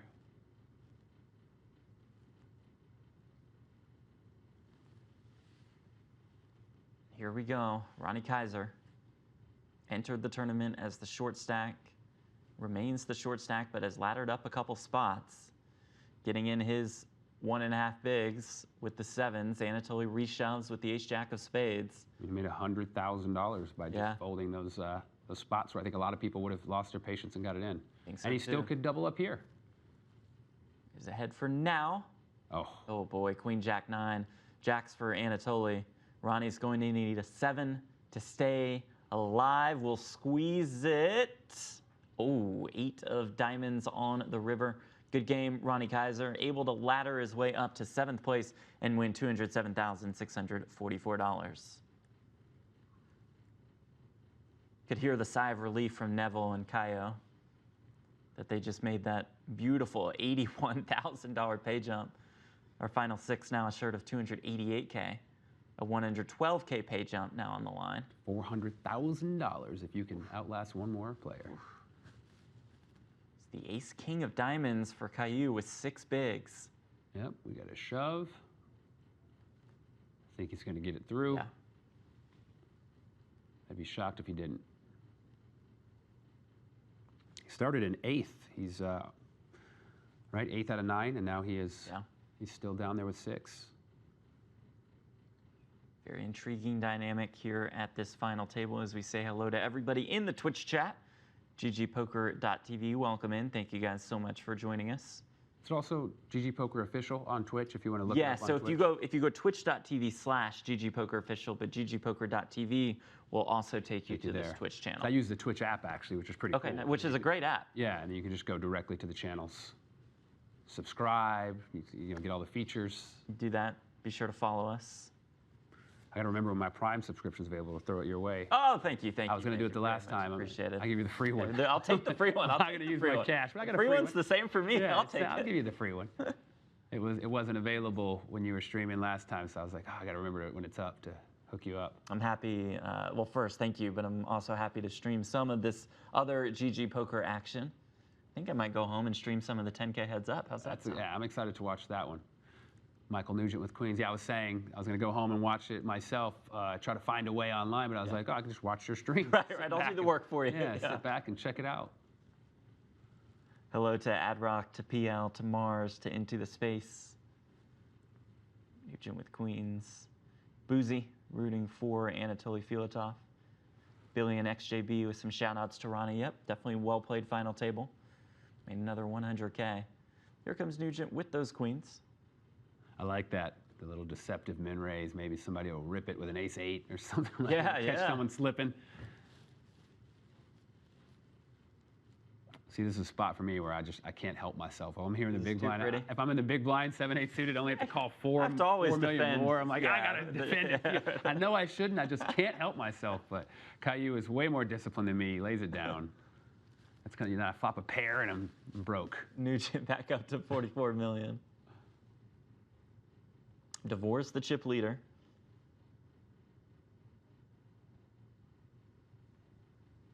We know one of our viewers is Daniel Negreanu, who has a bracelet bet with Daniel Dvoris to the tune of $100,000. Now, if Dvoris wins, that bracelet bet is not over. Negreanu could win a bracelet to match him.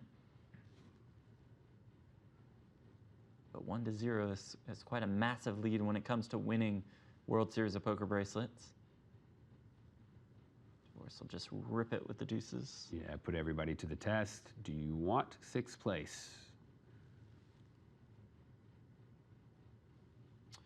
Rush Grant, greetings Jeff, greetings David, my favorite Master Chef contestant ever in the history of the show. Thank you very much. I imagine if you're a fan of poker, considering I'm the only one that also played poker, helps you, too. But I can't take it for granted. I appreciate it. Thank you. Let's see. Not that I wish ill upon Daniel Dvoris, but when he makes that move, it'd be interesting to see if the 2nd place stack picks up a hand like queens. Yeah. Or ace queen suited, like if Alejandro here, and then what does he do in that spot? Like, I'd like to see one of those just to see the reaction, not to see something bad happen to Daniel's chip stack, just because I'm curious. It'd be interesting to see what the player does. How tight is their range to call that when there are 4 shorter stacks and the pay jumps are like $1 million per second? You know, it's like, oh man. Here is DeVoris in the big blind with the Jack-6 off. It'd be a little more than an extra big blind to put Neville all in and at risk. I mean, I think he might have to call here. Yeah. And he does go by with calling, it. you put the rest in because we're 1 million behind. Because, you know, it's just the action's over. DeVoris with Jack-6. Neville Costa all in and at risk with the Ooh. Ace-8. Jack on the flop. Oop, and it's Jack over. on the turn. Jack's Good full. game. Not over. Yeah, it's over. To Neville Costa. Out in 6th place for $288,356. A classy exit from Neville. Another win for Daniel DeVoris to extend his chip lead. Let's take you back to another win from Daniel DeVoris' career. A star-studded final table, and we are down to these two, DeVoris and Chan. Chan is all in with the Jack-7. DeVoris calls quickly with the Ace-9 of diamonds. DeVoris about a 2-to-1 favorite. Comes 8-7-3. And Chan takes the lead, flopping a pair of 7s. This is how it starts, how the spin-up begins. And my goodness, we're whipping through this. Yeah, 10 on the turn. It's an open-ender now for DeVoris. River card. It's the 6 of spades. GG. And Daniel DeVoris has his first major title. He wins more than $4 million. He is the super high rollerball Bahamas champion. Take you back, what a day that must have been for DeVoris winning more than $4 million. They both look so happy. You know? They both look so happy to win all those millions. I mean, they were oozing with happiness. You would have never been able to tell if we didn't tell you what that tournament was. Did these two guys just win millions? Right. If you just showed the guys, we're like, what? What a moment that was for DeVoris. Not the most expressive of characters, but just an absolute class act. When you're down there that deep, the emotions you've been holding in while you're playing, I'm sure you let it all out. I mean, from my experience, once you get to your room and lay down, it just all pours out of you. Yeah, it probably hits you all at once. Yeah. We've got an overlay of do you want to get into the daily special real quick? $3,300. I like that, though. It alerts you. Come get some value. Yeah, let's go More GG software features. DeVoris with more than 135 million in chips, our only player above 30 bigs. Pretty bad hands. Yeah. Look at Caillou, though. Started in 8th, had 4 big blinds, still here with 5 left. 107K to 9th and 400K. He's quadrupled, basically, his earnings. And he's just been picking his spots correctly, you know, not getting out of line. Folding that ace-jack suited at the right Good spot. things happening around him, for him. You said it at the beginning. You expected DeVoris to run over this final table, and that's exactly what he's doing. Yeah, like I said, you've got an experienced player, not afraid of the stakes, clearly. As you just saw, he won $4 million, shrugged it off. Right. Yeah, this is another walk in the park. Doesn't faze him. He's got the king-9 of hearts on the cutoff. Just a guess we'll see him play, and he does rip it. I mean, every time he does this, he's just picking up 8 million. 8 million. It doesn't take many of these to just run away with it.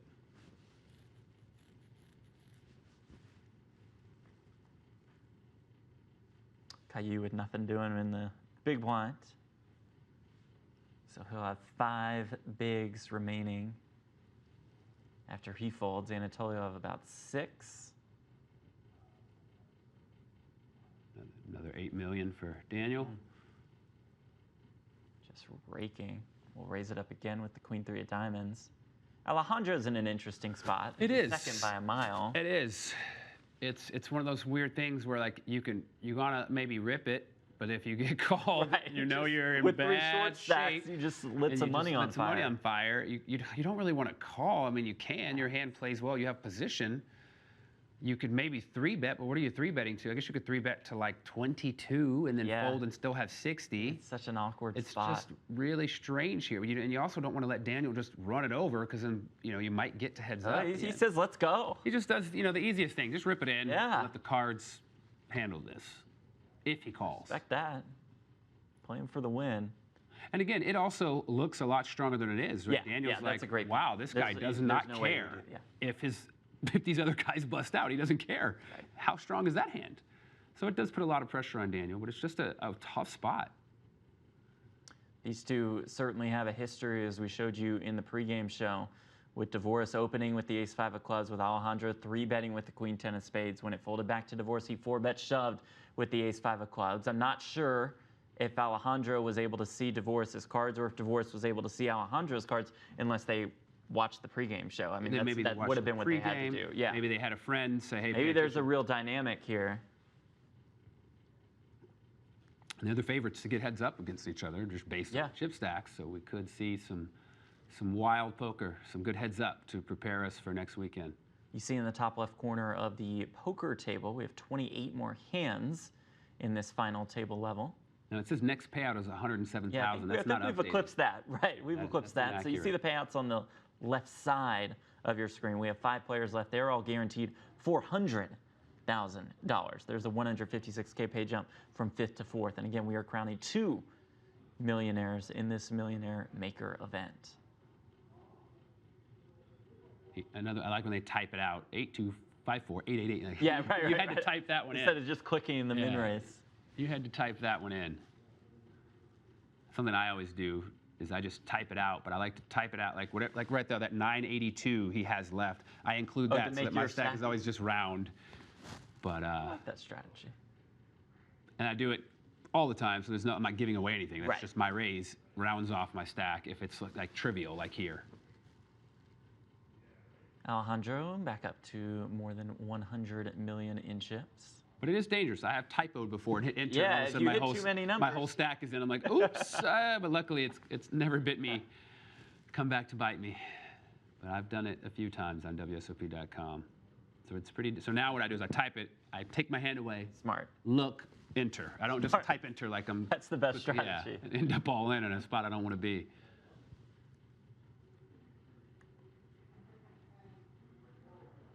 A hand you would like to open here if you weren't in this situation in regards to pay jumps and stack sizes.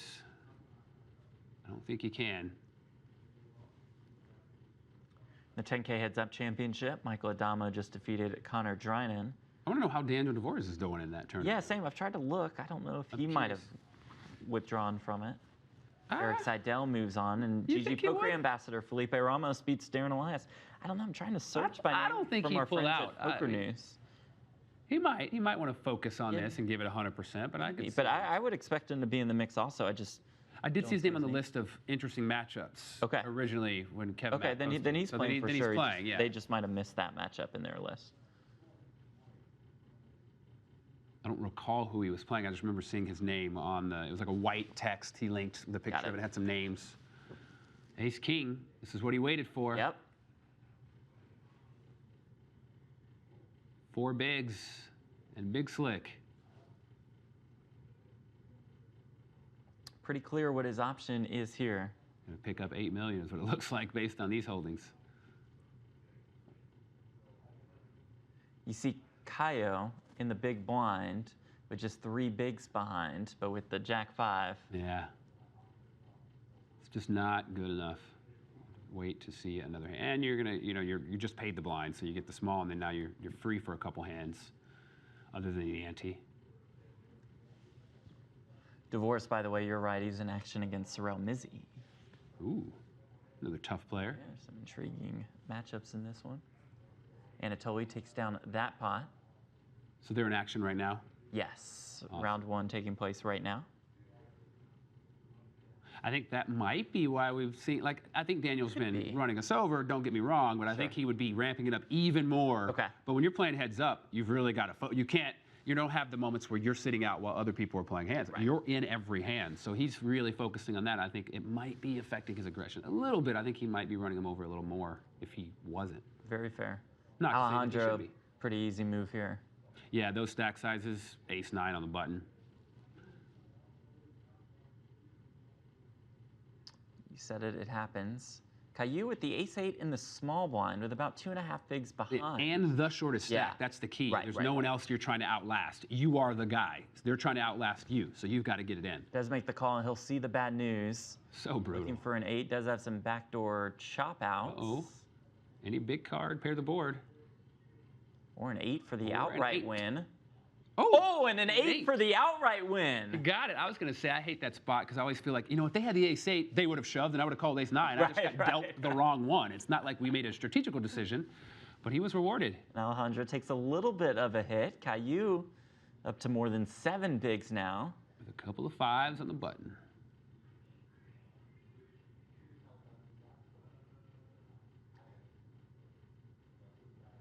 Nice hand. Caio Almeida out of Brazil with a baby boy on the way. Perhaps some baby run good. Gets there with the ace-8 against the ace-9 of Alejandro Caridad. You see Anatoly say, so sick. Anatoly thought he was in line for a $156,000 pay jump. Not so fast, my friend. That shove gets through. And here comes Caillou. Up to 36, third place. Anatoly picks up ace-king again. The issue is you got to pick up ace-king, you got to hope your opponents pick up something to battle with, and then hope your hand wins. You need so many things to go right. A lengthy list of priorities.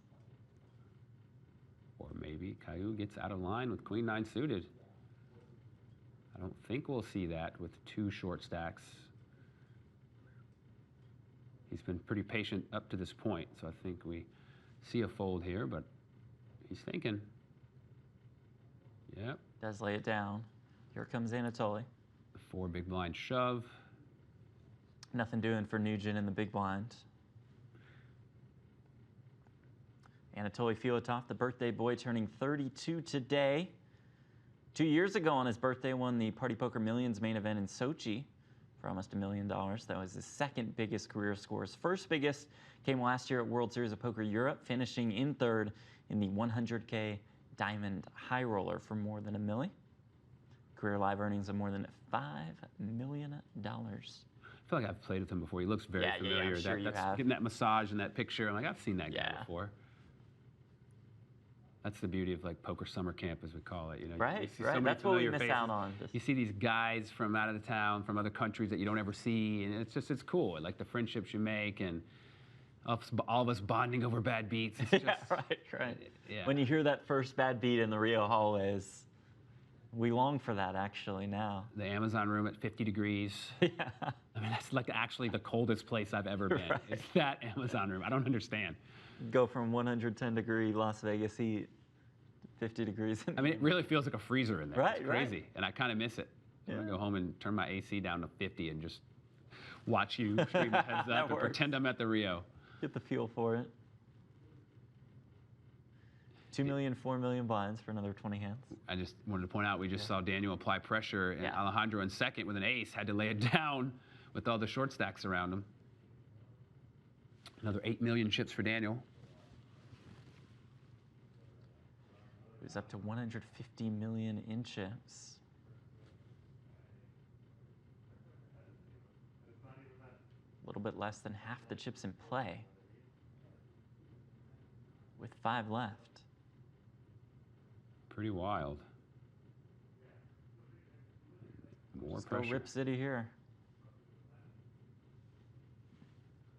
It's just a beautiful thing to see, though. Somebody just steamrolling. Yeah. And it just grows. It just keeps spot. accumulating, and it's just like it snowballs.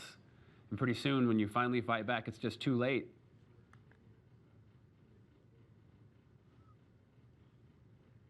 Caillou has to fold the pretty Jack-10 of spades.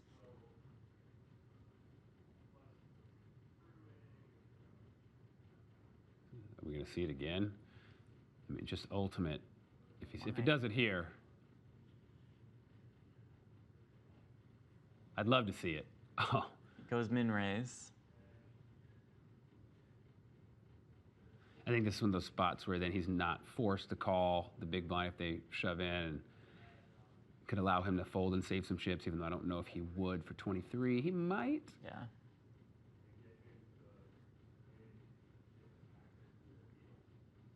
It's much different when the short stack is the big blind than when someone who's not the short stack, the last hand.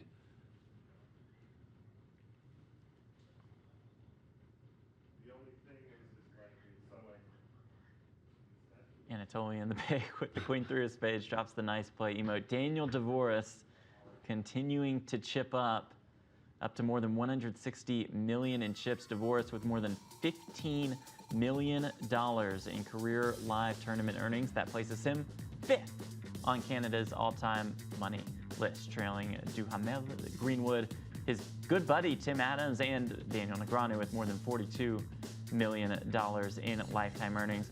You don't make the top 5 in Canada without being an absolute sicko. Look at those. I mean, all those players are killers. Yeah. Those are all just top players, respected by all. Everyone knows those names are if you follow high stakes poker, those guys are all very successful. Michael Nugent has that Canadian flag as well by his name, and he also has a couple of 10s. It's the Daniel Dvorak show today, though. That much is true. 5 players left, all short of 400K. Yeah, I don't think he's going to stick in the Right. 20 million effective. Right. No reason this for him hand. to. Just keep running them over in the hands where they allow you to open.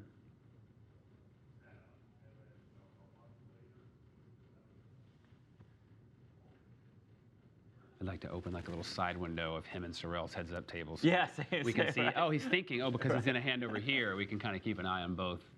Interesting to know. In that heads-up championship, Mike McDonald has just advanced. He defeats Yuri Zivalevsky.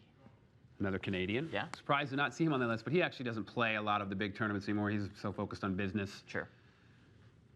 Mixing it up a little in the WSOP events. I wouldn't be shocked if he had devoted more time to him being on that list. I mean, he's another one of those absolute poker killers. We saw Dvorak super sharp guy.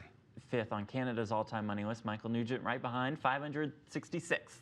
Working his way up is Mr. Fabulous to the top 5. That's good research by producer George and our entire production crew at Poker Central. That's why they're the best in the business. If Dvorak wins this, he's still in 5th, but he's only $1 million behind 4th place. Dvorak does have the ace-9 on the button. Can just go ahead and assume he's going to keep up the pressure. Oh, yeah. I mean, these guys are just so handcuffed. Like I said, it's going to take 2 big hands or the shortest of the 5 being forced all in for us to see an elimination here. And otherwise, Daniel's going to keep accumulating $8 million a pop for at least 16 more hands. And the lines go higher, and it gets even tougher.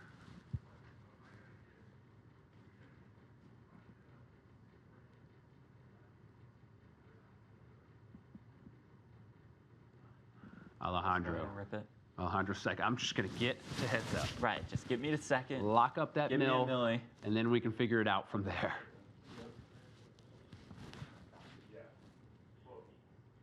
And that's not a bad strategy. Nothing wrong with that. There's a lot of money at stake. Dvorak over 170 million, and with 6s. I mean, this is incredible. Right. And this is how you draw it up if you're Daniel Dvorak going into the day. Yeah, I mean, once I saw the chip counts, the chip stacks, and who it was, I mean, I think you might remember I said that. So I think we're going to see him just really run these guys over and put a lot of pressure on them. And then the benefit of that is then when you finally get to heads up, you have such a lead that it's just hard. You're hard to beat. In addition to being a great player, so he's really setting himself up for the win and some Daniel Negreanu pain for their side bet. Yeah, that's true. This is not the dream scenario if you're Daniel Negreanu watching this one right now. He does have a $100,000 bracelet bet with Daniel Dvorak. He performs under pressure well. Maybe that's what true. he needs to true. get him an online bracelet. Okay, I got to save my 100K.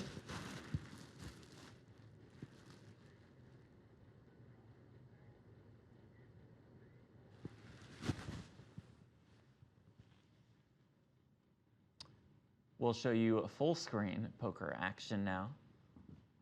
Daniel Dvorak ripping it in with the ace-deuce of clubs. Anatoly with 3s in the big blind. Anatoly with about 3 bigs behind.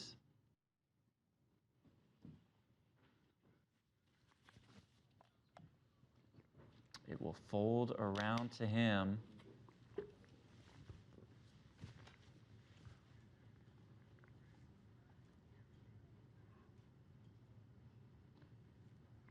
It's not often you call with 3s and find out you're actually dominating your opponent. This is what you love to see. The ace-deuce from Daniel Dvorak. Can feel Filatof's 3s hold.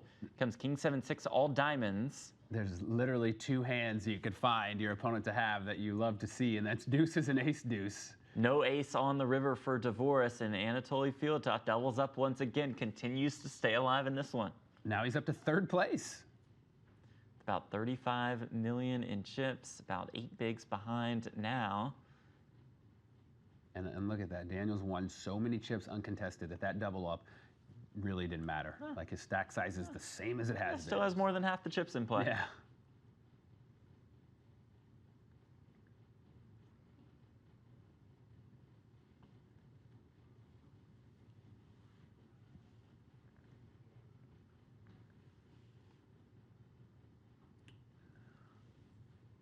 Now, I'm curious, assuming the button folds here, you know, you have ace high, you have 8 big blinds, but you got 2 really short stacks, and you've got a huge chip leader in the big. Is he going to give it up? Tricky spot. He's just going to fold the ace high. He's going to go for it. Yeah. Shipping it. Caillou says goodbye at the bottom, but Dvorak does lay it down. Filatov up to 40 million in chips. Michael Nugent in the big blind, and Daniel Dvorak, as if running everybody over weren't enough. Doesn't look like anybody has anything that they're going to play with anyways. I don't think we're going to see a button shove with 2 short stacks, which means Daniel will get to raise with his aces, and Michael is obviously going to give up the king deuce. Keep his 4 bigs behind. Michael Nugent's biggest score of his live career, winning the 2012 Latin Series of Poker event in Lima, Peru for $157,000. Well, we are well past that $157K at this point. $400K guaranteed to our final 5.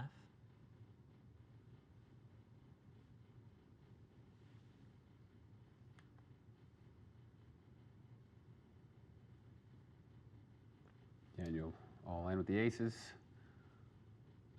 Okay, he's like, hey guys, I had a 3. Hey guys, I have queens and 5 bigs.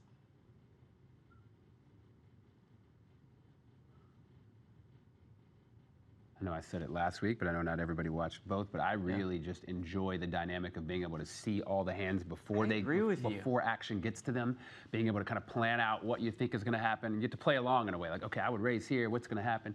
You get to see it's different, it's unique. I like it. I'm enjoying it. I like it as well. A little bit different from our live action where we show you one player's hand at a time.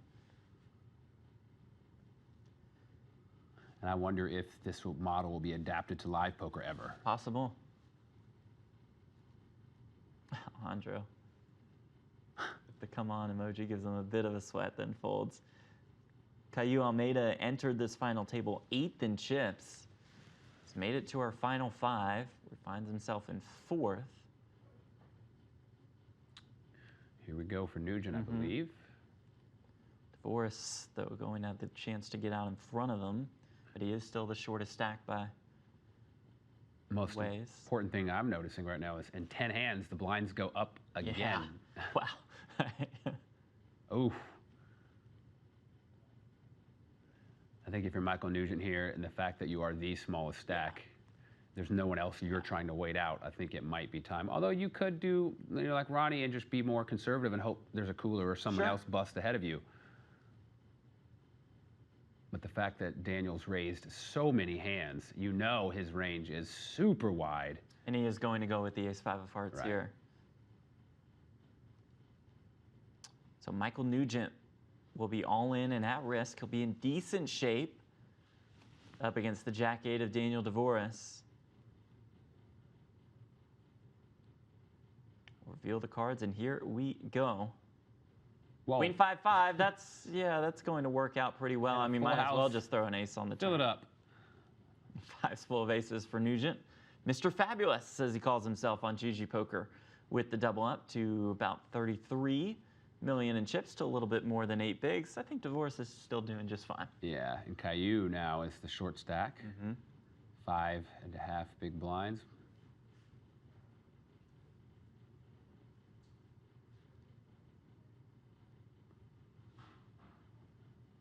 Alejandro could kind of play the Daniel part, put a lot of pressure on these guys. Alejandro with 15 bigs. But I think he might want to just be conservative and just try to fight his way into one of the ladder up into one of those 7-figure spots. It seems like his train of thought as well, as he does fold. Anatoly gets a walk with the Jack-10 of clubs. Gotta love that. Every pot's so crucial at this point.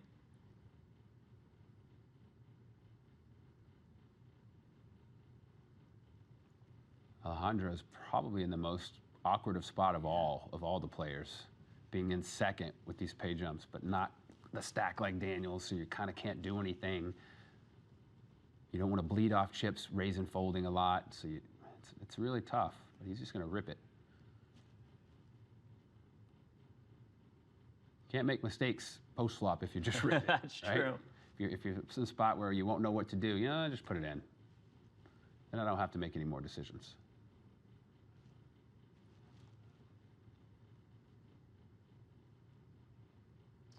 Alejandro will pick up that pot. First pot that the Argentinian has picked up in a while. Runs an organic food supply business in Argentina. You been to Argentina? I have not. Have you? Awesome, yeah. Beautiful? Buenos Aires, beautiful. Bad. Really cool city. I've only been to Buenos Aires, so not anywhere else. 2 jacks and 2 4s for 2 of the short stacks. The jacks are definitely getting it in. The question is, will the 4s call it off? I don't think we'll see that. Caillou has seen a couple big hands the last 15 to 20 minutes or so. We'll rip it.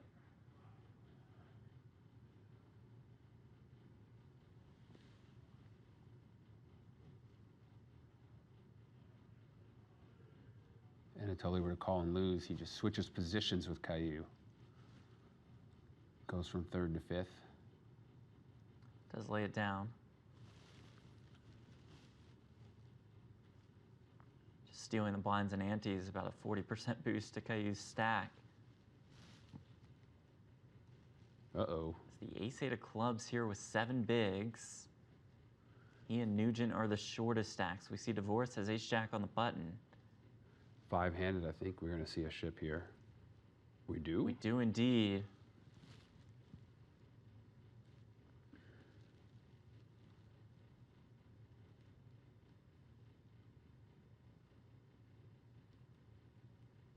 Daniel Divorce, our chip leader. The ace-jack on the button, facing a shove for about 7 bigs. He lets Lays it go. down the ace-jack.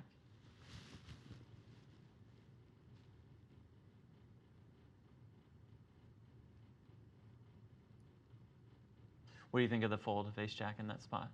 I mean, the fact that he made it, I trust his, Yeah, I trust his poker knowledge more than mine. I'm not sure. I don't know what I would have done there. I'm a little looser than most, so I think I might have gotten in there, but I'm not questioning his decision making. Sure. It's always okay to err on the side of caution in the spot he's in and be the aggressor as opposed to the caller. Still with this massive chip lead, still can put relentless pressure on his opponents. Case in point right here with the king-10 of clubs. We see Caillou, though, as 7s in the big blind. Yeah, and even though he's not in last, his chip stack is pretty close to Michael Nugent's, and his hand is too strong against the guy that's been opening a lot of pots. And you're going to have to double up if you want to win or ladder up. I think he's going to go with this hand and hope it holds. If it does, it's going to launch him into second place.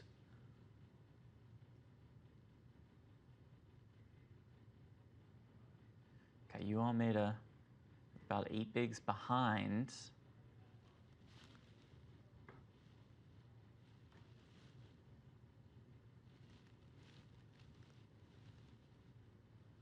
With the 7s, does he call off here?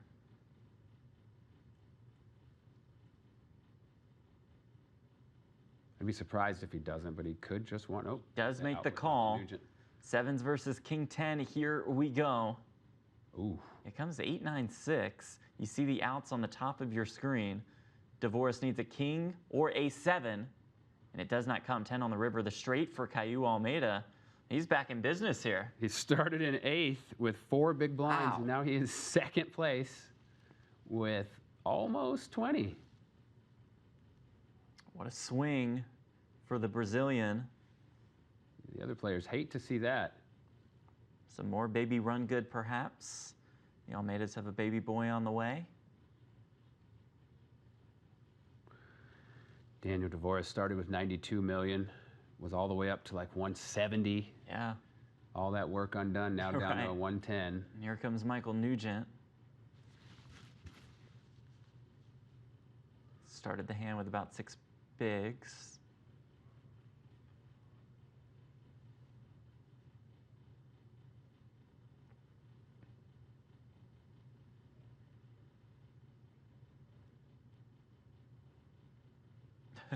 Anatoly.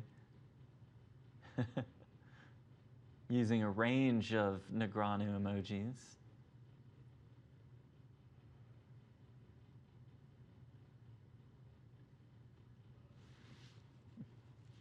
Dvorak here, getting such a good price with such a bad hand. There's so much in there. If you assume that that 4 behind is and there's 40 million in the pot, you've got to call 16 more, but he's going to give it up. He's going to lay it down. Nugent up to 40 million. The short stacks have been working their way back into the game. Anatoly didn't want to see that one. He thought he was lined up for a $156,000 pay jump. 3 hands left in this blind level.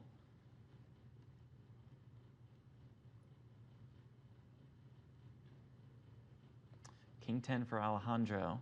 Stack sizes have gotten kind of go weird in relation to each other with these pay jumps.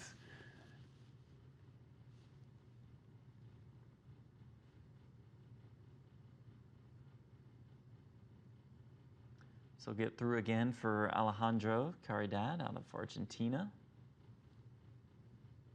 Doesn't come to Vegas often, but did play the main in 2009 and 2010.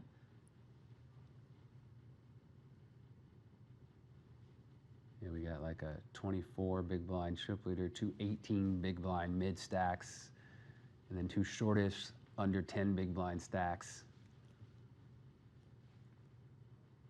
Very crazy dynamic here.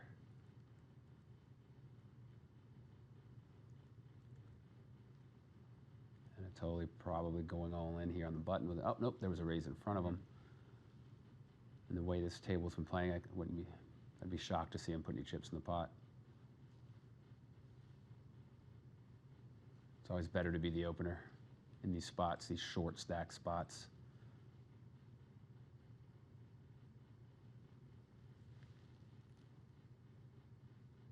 I just want to thank Michael Nugent, you know, for just folding the deuce 3. You know, a lot of these guys are trying to be consistent when they fold. Maybe they have a little timer. They all go 10 seconds and fold. It's like, you know, sometimes you do get dealt bad hands, and it's okay to just fold. You know, just click the fold button. It's okay. You don't always have a decision every hand. You're allowed to snap fold. Everybody understands. Yeah, you just don't want to do it every hand and only tank with your big ones. Yeah, just throw some snap folds in there. Dvorak will just rip it on the button with the ace-6.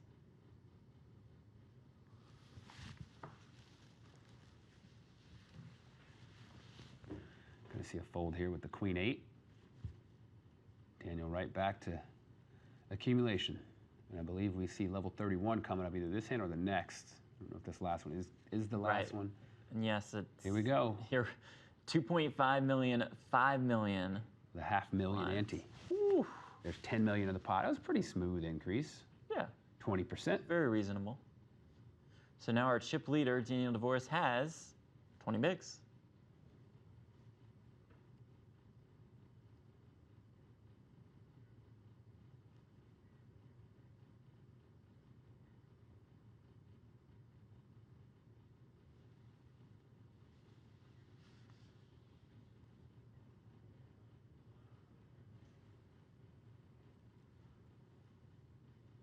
Dvorak opens here, keeping the pressure on with the 10-5 of spades.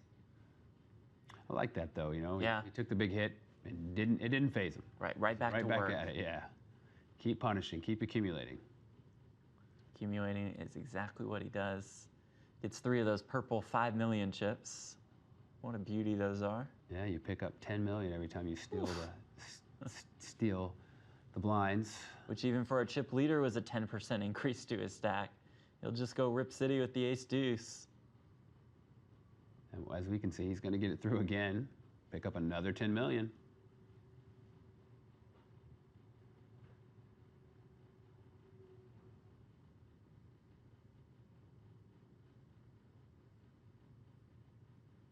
Anatoly, the short stack with about 5 bigs. He and Nugent will have some more stacks shortly when the blinds get to Nugent.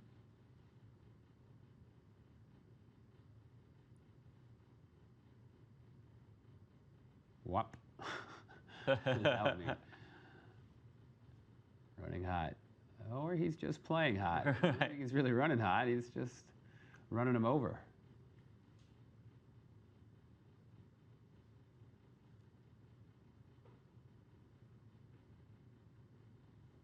Alejandro now with about 14 bigs.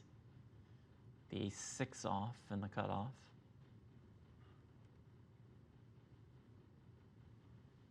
Jack-5 on the button. Not that great. Chip leader that's shown he's aggressive and will put you to the test. I think we're going to see a walk here.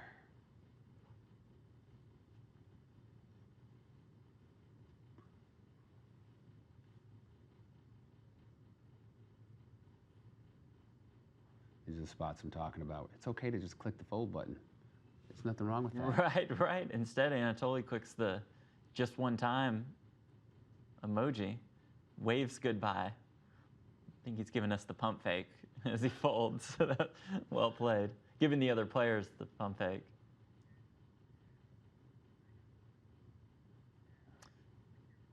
I'll show you the action in full.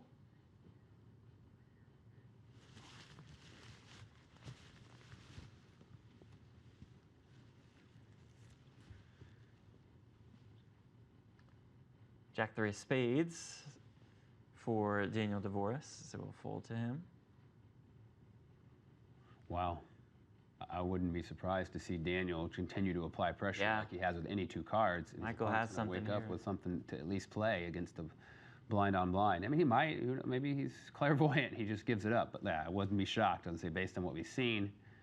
And I think if you're Michael, you got to call. King-Queen's too good. Michael Nugent all in at risk. Some good news. Your opponent has a jack and a 3. Oh, and that jack will actually help you. Now it's Dvoris looking for a queen on the river for the straight, and to bust Nugent, it's not paint on the river. It's the 8 of diamonds, so there is another double up for one of our short stacks, as Michael Nugent is now up to 13 bigs. Yeah, we've got 3 stacks, all very similar. Ooh, an interesting spot here. As Anatoly picks up 6s, he is the significant short stack. Wow. Daniel might choose to play the deuces. I don't think so, because you've got a big blind behind you and you've been taking some hits. So your chip lead is not as dominant as it was. You've only got deuces, so you're at best a flip, if not dominated. And you've got a big blind behind you. But it could be if he's getting feisty. There's the shove from Anatoly. Oh, wow. What if Daniel shoves? I don't think he'll do that. Okay, he just lay it down. gives it up. Yeah. Here comes Michael Nugent with the ace-queen. And here we go. Anatoly Filatov all in and at risk with the 6s. So far, against the ace-queen. The best hand, other than the ace-8, ace-9, they've been holding up. True. The best hand. It's 6 is still holding. 6 is still holding. Looking to dodge an ace or a queen on the river. It's a jack. No squeeze. A quick sweat. Yeah, really. He didn't want to play that game. We would have seen paint. He didn't want to play that game. He said, we're just going to turn it over. Anatoly up to 10 bigs. The reason I say he is they allow the all-in player to do the squeezing. Right. Which upsets me because I just like squeezing so much. When I'm ahead, I want to squeeze in live poker. They're like, let me squeeze it. Go. Yeah. I want to know if I take a beat or not. And they're like, bro, he's all in. Okay? It's his squeeze. His right. His squeeze. Anatoly fired up.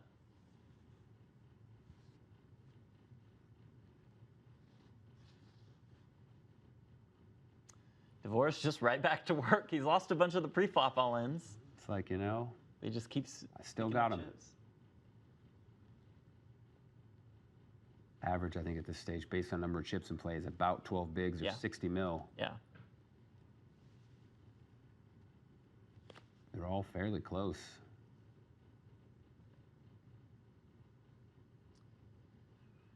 And they're all a double up away from taking the chip lead away from Daniel Dvoris. Yeah, it's kind of anyone's game right now, really. I still think Daniel is the favorite. He's greater than 20%. It's five-handed. But would not be a surprise to see any of these guys take it down at this point with these stacks.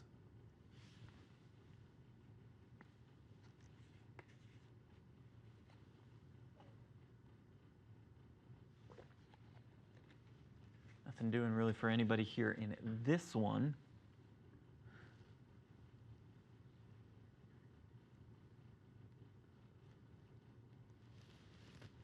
Folds around to Caio Almeida in the small blind with the 10-4 spades.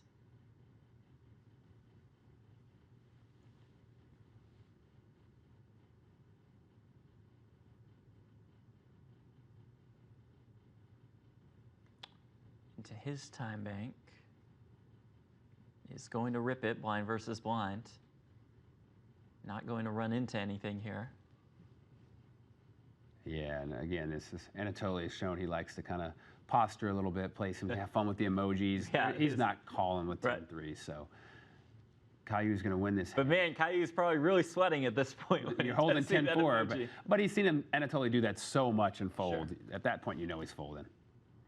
All right, so our players are going to take a break. We're going to take a quick break in just a minute, but first, David, here we are. We're five-handed for the WSOP bracelet for almost $1.5 million, and to your point, feels like anybody could win this thing. Yeah, two of these guys are going to be millionaires, and it really could be any two. I mean, Daniel was in command, running this table over, had some unfortunate circumstances, didn't do anything wrong, just the way things played out, and now, even though he has the chip lead, like you said, any one of these guys doubles, they could be in the chip lead. So. All right, our final five, all guaranteed $400,000. There's about a 156K pay jump from fifth to fourth. We're expecting to see that and plenty more pay jumps up ahead. A couple minutes for a break for us. We will be right back. You are watching final table coverage of the $1,500 Millionaire Maker. Stay with us.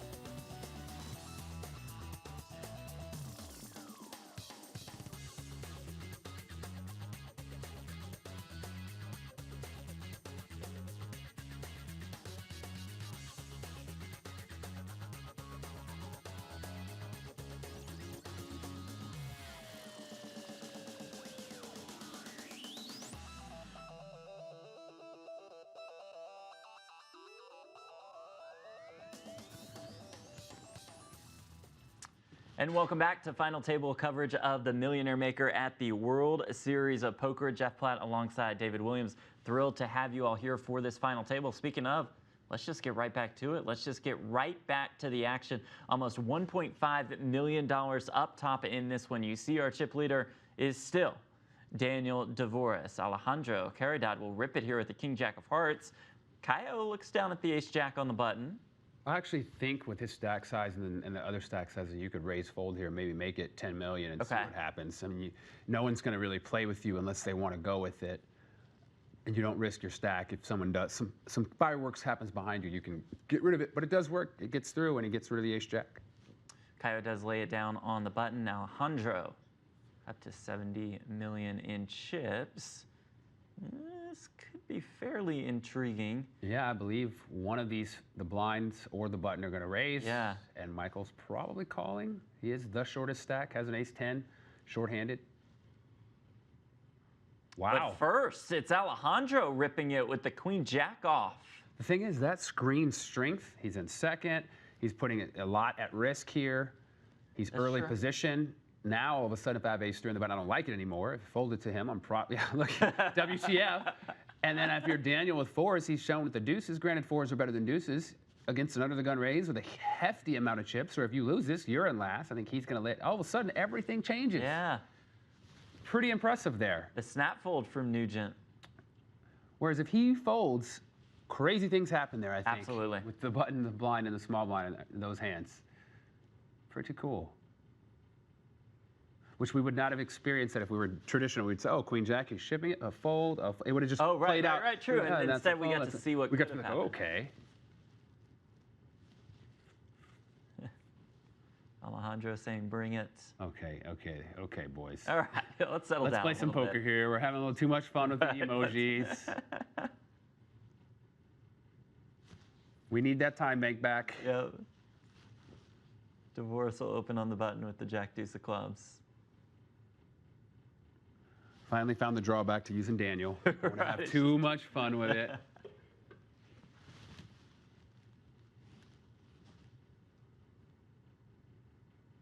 Ooh, we get a defend. We haven't actually seen just flop play. What is this? How do you analyze this? First flop we've seen that wasn't an all-in? I think so. I think so. I think so. That is wild. 69 hands. We are an hour and a half into this final table. We haven't seen any street poker. Here we go. Yeah, I don't even know what this is. This is weird. They didn't hire you for this kind of analysis. No, yeah. I'm sorry, guys. I'm not experienced enough to cover this.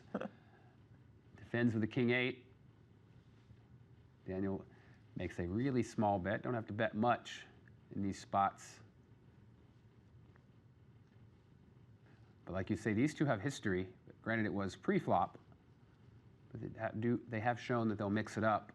It's true. Having those two small stacks just hanging out on the side, licking their lips for a pay jump, though, makes it really hard to play with just king high. If you're Alejandro, you're like, that's another reason why you don't defend, because it's really hard to play. I mean, obviously, if you drill it with a king, but you got king deuce or king 5, you got king in a little card. But we do have 2 6s and an Ace Jack. We do have the Ace Jack off suit for Anatoly Filatov. With 8 blinds, I think you're going to see a ship here. Probably some emojis first, and they're going to come after. Folds to Alejandro in the small blind with the 6s. I think with the 2 short, yeah, I want to call, but I don't think you can with the 33 million stack just lurking in the 40. Does lay it down. And the 5 high is clearly a fold. Anatoly adds 10 mil to his stack.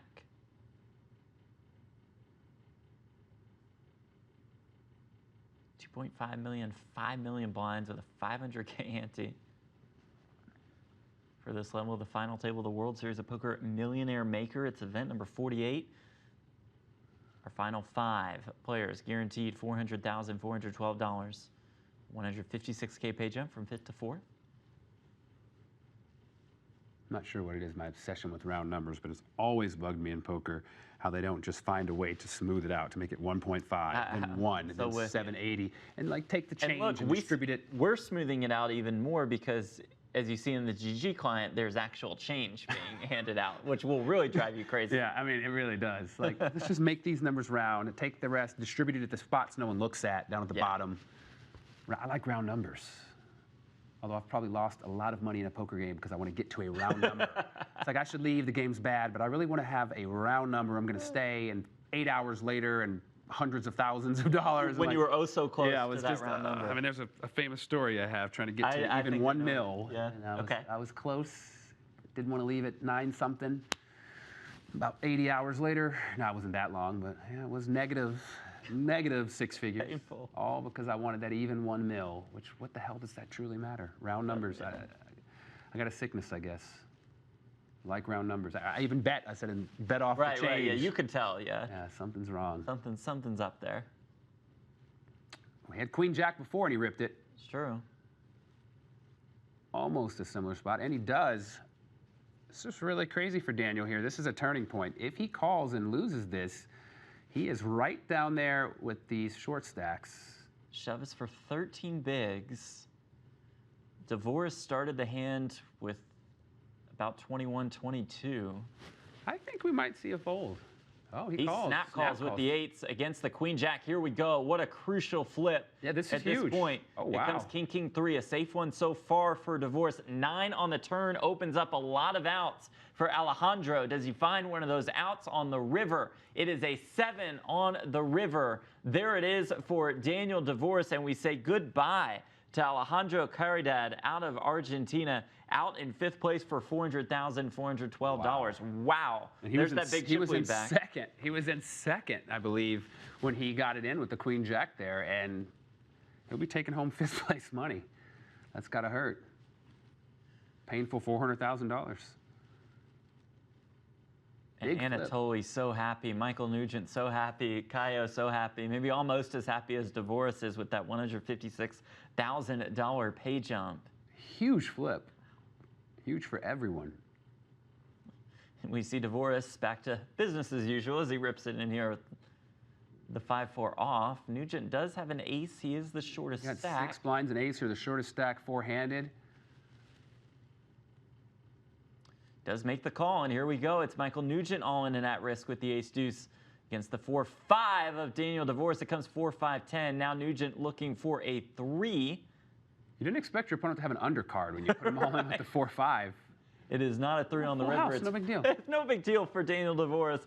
It is 4s full for him as he busts Michael Nugent, Mr. Fabulous on GG Poker, out in 4th for more than $556,000. I just realized the person that flip hurt probably the second most after Alejandro. Mystery emoji, Daniel Negrani. Yeah. He's probably sweating this and that. Now Negrani's in some real trouble with a 100K bracelet bet against Daniel DeVoris, who's just going to go max pressure here against these 2 short stacks. There's probably any 2 here on the button, yeah? I mean, yeah, I think it's going to be like that until one of these guys doubles up and actually can do some damage to his stack, but they're in trouble. Especially considering the difference between those, they're about, what, a $250,000 difference between 3rd and 2nd? Yeah, $300,000 is the next pay jump. So, yeah, it's hard to stick it in knowing that if this other guy goes broke, I make $300,000. Okay. Come on, Anatoly. Let's move on to the next one. Thank you. Here we go, the Daniel Negreanu pain show. I would like nothing more, though, to see Daniel take one down and get the race even. Oh, that would be sick if it were 1-1. Because you know he's going to be streaming it, so the viewers would have yeah, such a sweat. That is true. Easy decision here for Anatoly. They should put a cap. You know, you have like a time bank, you have an emoji bank. Yeah. You get like a little 8 per absurd level at some point. Anatoly will shove for 7 bigs. That gets through. Battle for second at this point between Anatoly and Caio. I think we're going to see a fold, a shove, and a fold.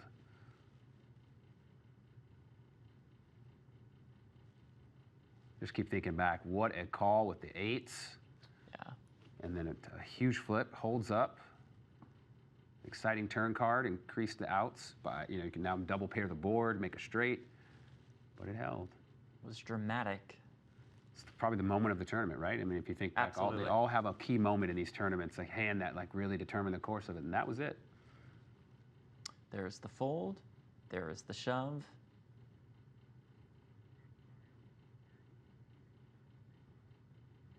And there's the fold. Daniel Dvoris, our chip leader. Dvoris out of Canada, born in Russia, a coach for Run It Once, and the winner of Super High Rollerball Bahamas for more than $4 million. He is looking for his first World Series of Poker bracelet. He is oh so close. Doesn't come to Vegas for the World Series that often. What a boss, right? Yeah. Like, I'm a pro. Like, I I've can take got these summers off. 5th on the Canadian money list. I don't even go to the World Series. Doesn't even go. Chooses to take some time off in the summer. Speaking of time off, more time, Right. more emojis from Anatoly. He's having so much fun That's with true. these things.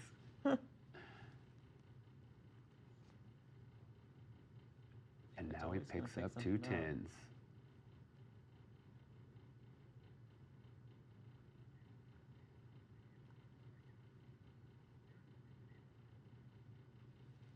Anatoly with the 10s. The Russian with more than $5 million in career live tournament earnings. Drops another emoji. All right, call support. Come on, Anatoly. Call support, disable his emojis. Right. Make your phone. It's You gotta know absurd. somebody at GG Poker. Disable his emojis. There It's it too is, all of much. the chips. All right, let's hear from the birthday boy, Anatoly Filatov. Hello everyone, my name is Anatoly Filatov and this is my first World Series of Poker final table. I was so close so many times. I played poker professionally for like 10 years. I'm a Russian ambassador of poker, and actually this is my birthday, so the final table is on my 32nd birthday, and my first best score was like in Sochi 2018. I started this tournament at Seems my like a guy birthday who would also, like and to I won use a lot million. of the, So this emojis is the as second he's time I should continues do to that. do with the ace king on the I button. wish you best I wonder of where the luck heck and he's show at you in best that field. performance. Is that gonna field? See you Is soon, he playing guys. poker in the country? What's going on here? Ooh, 5s and ace king. Here we go. Big flip. Anatoly all in and at risk with that ace king against the pocket 5s of Daniel Dvoris. Comes Jack 6-4. Anatoly does have the ace of spades. Will need an ace or a king on the river to stay alive. We'll squeeze it. Nope. 10 of hearts on the river. That'll do it for the birthday boy. Anatoly Filatov out in 3rd place for $772,251. Good game, good game. Good game. And wow, it's incredible. Caillou Almeida Yeah, started with 4 big blinds. yeah, 8th place. yeah. Probably getting 150 grand. Nope. He's a millionaire. He is a millionaire. Millionaire. Our final 2 are guaranteed at least $1,072,428. Caillou flops a pair here in a backdoor straight draw as Dvoris just limped in with the jacks. Pretty incredible. Pretty good display of patience to start with 4 big blinds and ladder your way up to $1 million. But yet, you're going to check raise with bottom pair. The trap was set by Daniel, and it looks like it worked for at least $13.5 million. Now, will he just call and keep the trap going, or is he just going to spring it? He just springs it. Does all of it. Caillou with 5 bigs behind will lay it down. Pretty well played by Oh boy, and Dvoris. here we go. Yeah, 5 bigs, heads up, suited king. And a lot of people too are like, I want $1 million. Let's just get it in here. right. The all in the Dominated. call. Dvoris in a dominating position, looking to dodge an 8 or backdoor diamonds or backdoor straight draw. River card. It's a no-sider. It It's a is 3. a 3, and that will do it. It is another signature moment for Daniel Dvoris. He wins his first World Series of Poker bracelet. He takes home more than $1.48 million. And David, quite the showing from one Daniel Dvoris. Yeah, man. Yeah, he ran well, sure. But God, he played great. Yeah. Very impressed, but not surprised. He probably has the most experience, definitely the most experience at stakes this significant. He played well. You said it, quite a showing for Caio Almeida entering this final table. 8th in chips is a super, super short stack, to say the least. Spins it all the way up. The 9th place payout was $107K, and Caio, the Brazilian, wins more than $1 million. The top storyline, though, is Daniel Dvoris. David, you summed it up, and I guess we should mention he might be in position to win another 100K on top of that because of that bracelet bet with Daniel Negreanu. I feel bad. They might. I feel bad we keep talking about it. Daniel's watching, and he's probably feeling a little pain right now.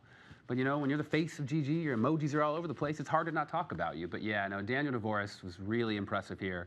But, like I said, not surprising. When we talked about it, we looked at his resume, we looked at his earnings, and then his chip position.